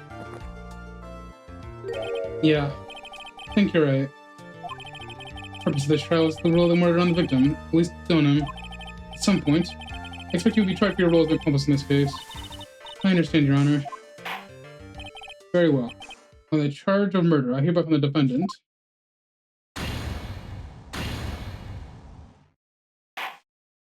Court is now adjourned. There's no cheering or anything because she's still guilty. So I guess it's all over. The way everything ended. Was justice really served? The man who risked his life to save Maya is being sent to prison by my own hand. Of course justice was served. Mia, proud of you, Phoenix. Your defense was really brilliant. But I couldn't save Mr. Armando, the man who cared so deeply for you. You're wrong, Phoenix. You did save Diego. You saved him in the only way possible. You mean, with that verdict? I think one day you'll understand too. Phoenix, don't you remember one thing? You were as good as there is today as any defense attorney could ever hope to be. There's something more you can learn from me. Mia, you've accomplished something I wasn't able to. I owe you a great deal. Thank you. Mia, I'm sure we'll meet again someday, Phoenix. I've handled lots of cases and seen lots of things. And along this journey, I might tell myself asking for just one question. What does it really mean to defend someone? Plus today's case produced one possible answer. Nick. Maya. Guess it's just like my sis said. Yeah? What did she say? That night, when I channeled Mia to get advice what to do, this is what she wrote back in my notebook. Don't worry. Phoenix will save everyone in the end. But, come on, cut it out with that gloomy face. Can't you see? Me, sis, and I'm sure Iris too. We owe you for everything you've done for us, Nick. Maya. How can you be so bright and cheerful after all that's happened? You were brutally attacked. Even saw your mother murdered. Yow! But Francisca! Still as salty as always, Phoenix, right? Excellent work, right? Huh? Mr. Edwards? You get back. Oh, that's right. I guess no one filled her in on that. Edward and Francisca have been helping me. Helping you? If these two hadn't been here on the first day of the trial, the defense wouldn't have gotten anywhere. Wow. But where were you, Nick? He fell into a river and caught a nasty cold which forced him to sleep all day. Yes, he laid in bed shivering from his fever with Iris's foot flew over his head. Oh, ouch. Talk about embarrassing, Nick. You have to need more training. Anyway, thank you, Mr. Edgeworth. And you too, Francisca. I suppose there's room for me too in this group hug, is there? Oh, Larry! What's with the, one really unusual face? I realized something when I was reborn. I realized that Larry was never used to anyone, not even once. That's not true, right, Nick? What? You're asking me? Well, Nick, is it true? I got a place for this world, right? Huh? Yeah, of course. I knew it. Everyone would be better off if I was gone for good. No. Oh yeah. Those portraits you painted, they were really good. Isn't that right, Edward? What? Me? Try making that face. Huh, Edgy? Oh well, yes, indeed. Certainly didn't say they liked the resemblance. You really mean it? What about you, Francie? Did I draw you well too? What? My beauty can't be possibly captured by a mere crayon. Nevertheless, I recognize the effort you put into it, and that's worth something. So you'll do it? You promise? You're gonna model for my next picture book? Don't get carried away.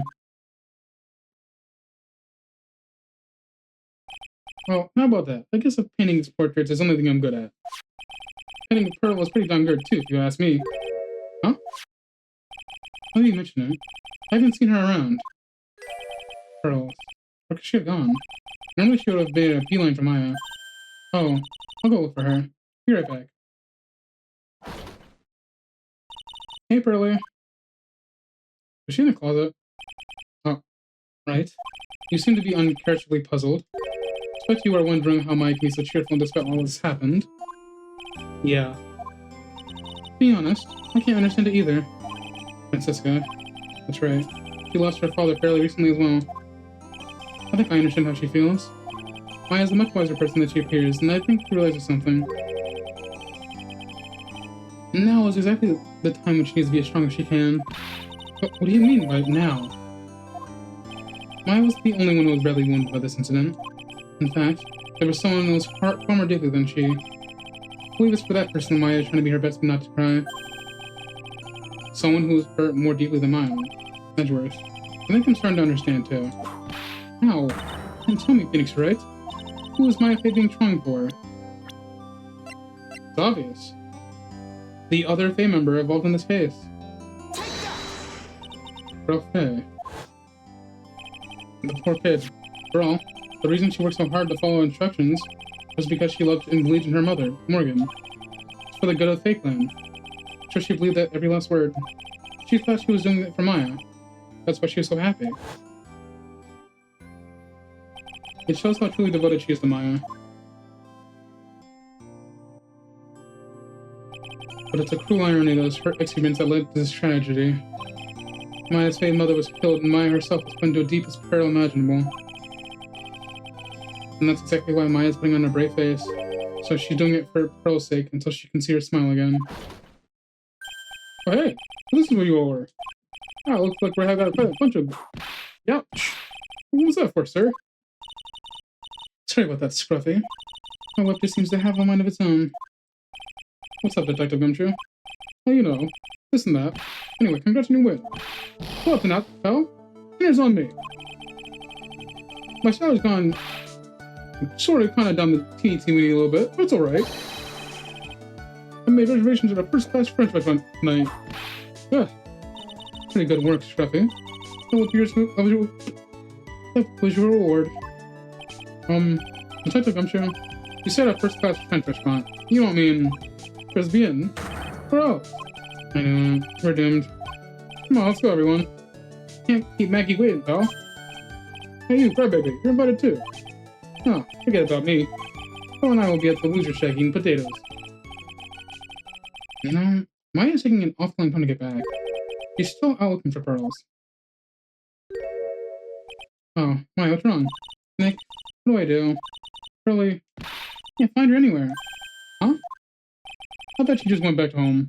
That's all. I thought so too. So I called the village, but no one has heard from her. This has never happened before. As I figured, she's been badly hurt by this incident. She feels responsible for the tragedy that has befallen you, Maya. But this is her fault. What should I do? I took him true. Yeah, what is it, pal? You guys go on ahead. But what about you? Maya and I we'll join you guys once we find pearls. Nick, don't worry about us, I took him true. You may be a little late, but we'll definitely find you there.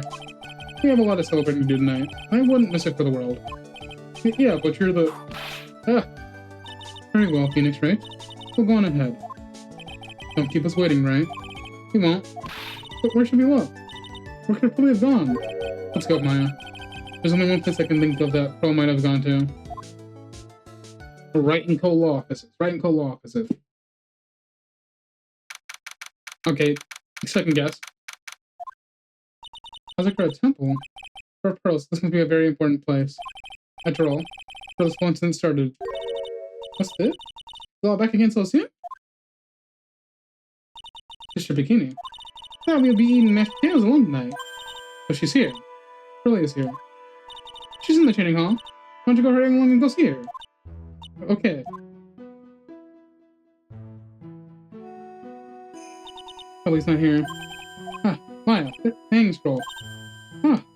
It's fixed. Someone cleaned it off. It's got to be Pearls. Ah! Mystic Maya! Pearly!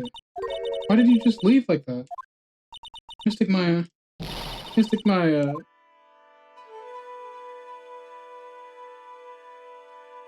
I swore that I would never trouble the two of you ever again. Because it's all my fault that Mystic Maya's mother. That's why you came here? Least I could do. To pray for your happiness. You don't have to do that, Pearly. It wasn't your fault. You didn't do anything wrong.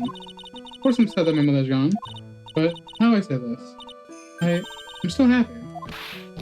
You don't have to lie to make me feel better. No, really. True. The only reason I'm still here at all is thanks to everyone. The only reason I'm still here at all is thanks to everyone who was there for me. My sis, my mother, and Mr. Armando, Nick, and you. Even one of you weren't there.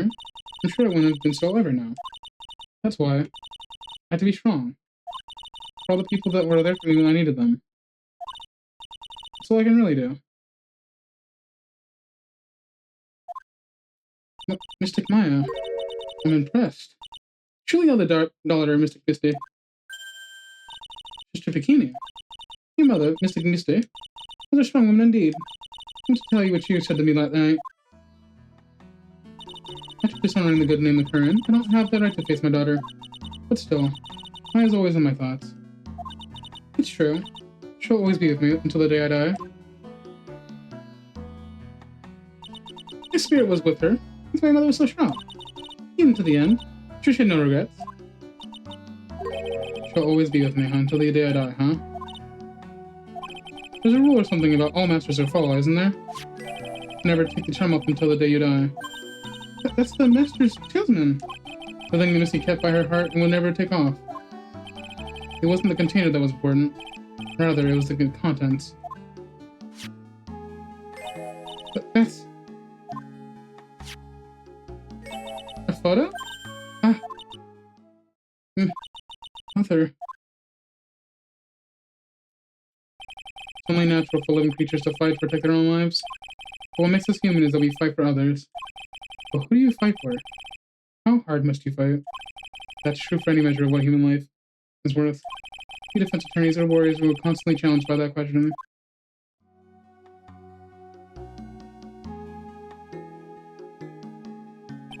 Even when the battle is over, and the bonds that connect us are severed, we always return, time and time again. Mia, Maya, Pearls, Mr. Armando, and Maya's mother, too. I learned that from all of them.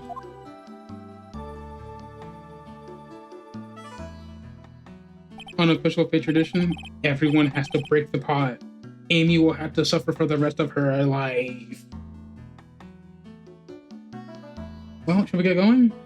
Everyone's waiting. Maya and Phoenix in 3-3. I used to break things all the time when I was little, you know.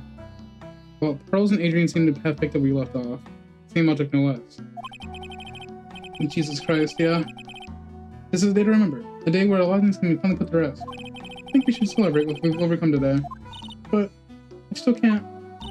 Oh, go on, sweetie. You can come back for training anytime. Okay. Alright. I'm gonna make a brand new start too. Switch Bikini. I'll be back for more training, I promise. I know, and I won't go easy on you just because you're the future master. I'll make sure to prepare a reservation for the three of you when you come back. Alright. We're gonna have a great feast today, Pearly. You know why? Because training is a battle of endurance. Okay, Mystic Maya. I'll eat lots and lots of food tonight. You know, there's one thing I don't get. And I probably don't want to, but... What is it, Nick? Reservation for training is fine and all. Why for 3? Come on, what do you think? You're one of us, Nick. Next time you can train well alongside of us. Huh? I'm rooting for you. Sister Bikini, let's take such okay of you. Huh? That'll be great, Nick. We're going to do the special course, naturally. Huh? That's a very good idea, after all. Nick, you'd do anything for Mystic Maya, wouldn't you? Even work on hot coals, right? Huh? We'll have a nice big meal before we come right back next time, right, Nick? You know, I was wondering if I can just say one more thing. Sure, of course you can. I would love this part. Can't wait to hear it. I'm getting goosebumps too. Well then, here goes nothing. Objection!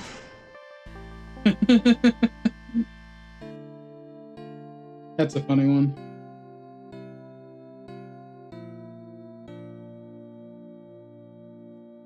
I really have to work extra hard now. Mr. Kernan, office manager of Wright & Co. offices. And I have to be good this year to Pearly and Nick too. Well, as long as I'm not locked up or captured or something like that. What a fucking ending.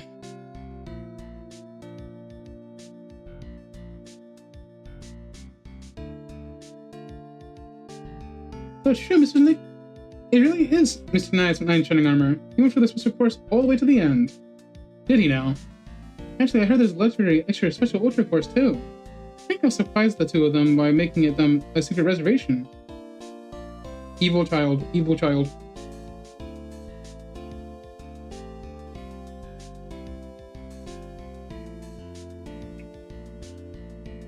Like you bought me a brand new coat as a present, pal. Oh, different color, but 10 years younger. I'll never take it all. Yes, but somehow you just don't seem the same. That's a dirty, shabby old overcoat, just more detective-like, sir. Don't worry about it. In the name of love, a man will sway himself still. Don't say that.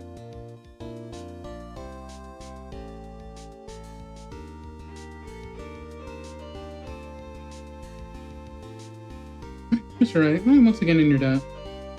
Thanks to you, the Treasure of the Crown exhibit was a great success. I'm going to see Miss Von Carmel I haven't seen for almost a year.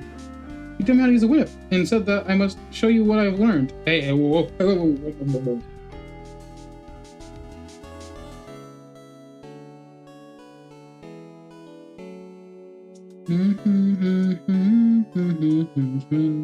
This unites with a company called the Mask Consulting. What? Dedicated to stopping the evil plans of all the criminals in the city. Carmelos, cut it out, please. Pretty cute, right? Huh? Huh? We also send out plans of criminals as kind of a side business. I wonder if that's okay. Sometimes I think I maybe we're the worst criminals. That's kind of Yulia.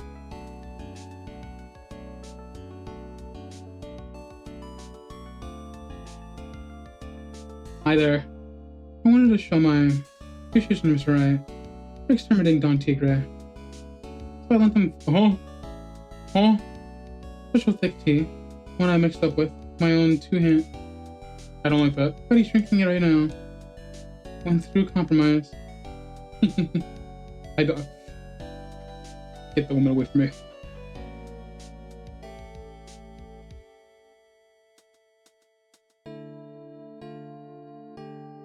I'm just an old in a way.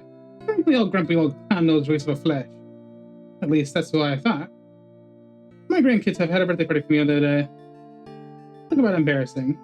69 years old, I felt like a baby with a dirty diaper. I'm glad everyone's getting their good ending.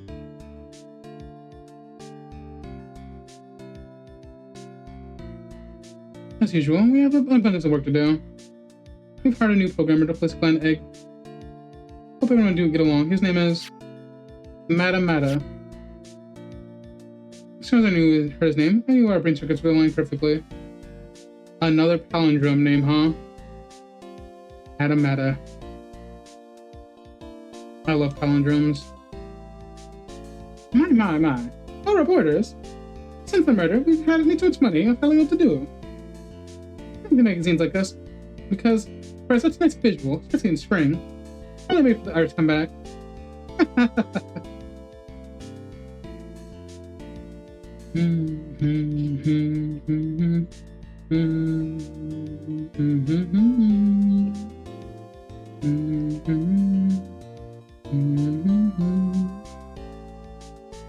You've turned into such a respectful young man, Feeney. It was so sweet of you to everyone to come and visit me here the day. Of course, I was happy that you constantly had your eyes on me, but I felt kind of bad when the little one slapped you so hard you got a nosebleed. Naughty, Mr. Wright. Objection! Sam Riegel.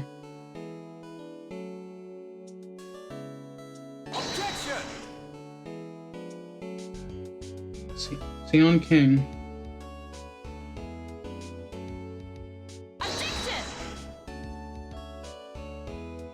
Christina Katana.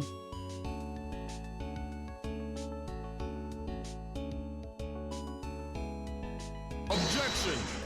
Hi, Mr. Gada. James C. Wilson. Objection! Francisco Von Karma, Jeanette Hisu. Hisu? Who said that? Who said that right? Hi, Max Payne. Winston Payne. David Crislip. Yeah, Win in Pain. That's who your thing is. Larry Butts? Oh, God. What's this? I'm back from a long and tiring vacation. No one's here to greet me. Guess while I was gone, my little whippersnapper buddy quit and I got no one. What kind of lonely, crazy security room is this, sweet, anyway?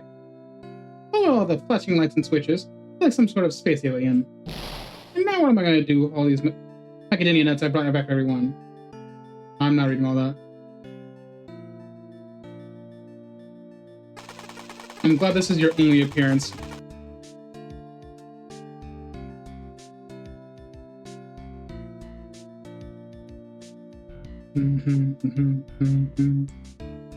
I finally found something I love to do. Francis' whippity whip trip was going to turn the whole world on its head. Should have realized it sooner. Self-centered, lazy, antisocial. I'm an artist. Really good portrait artist. I'm not a loser after all.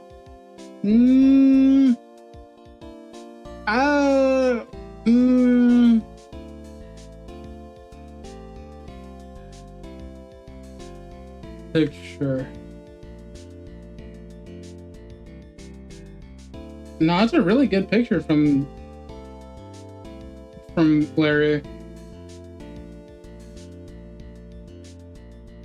How do you get this part though?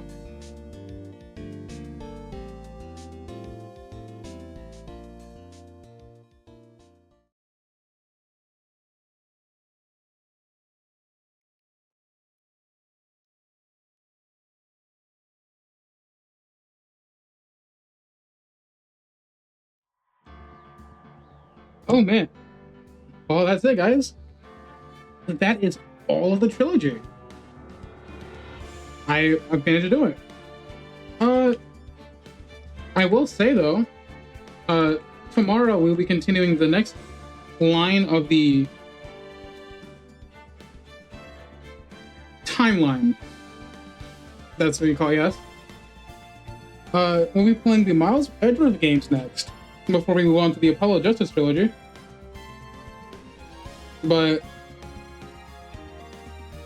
other than that, yeah, I'm really glad we finished this game.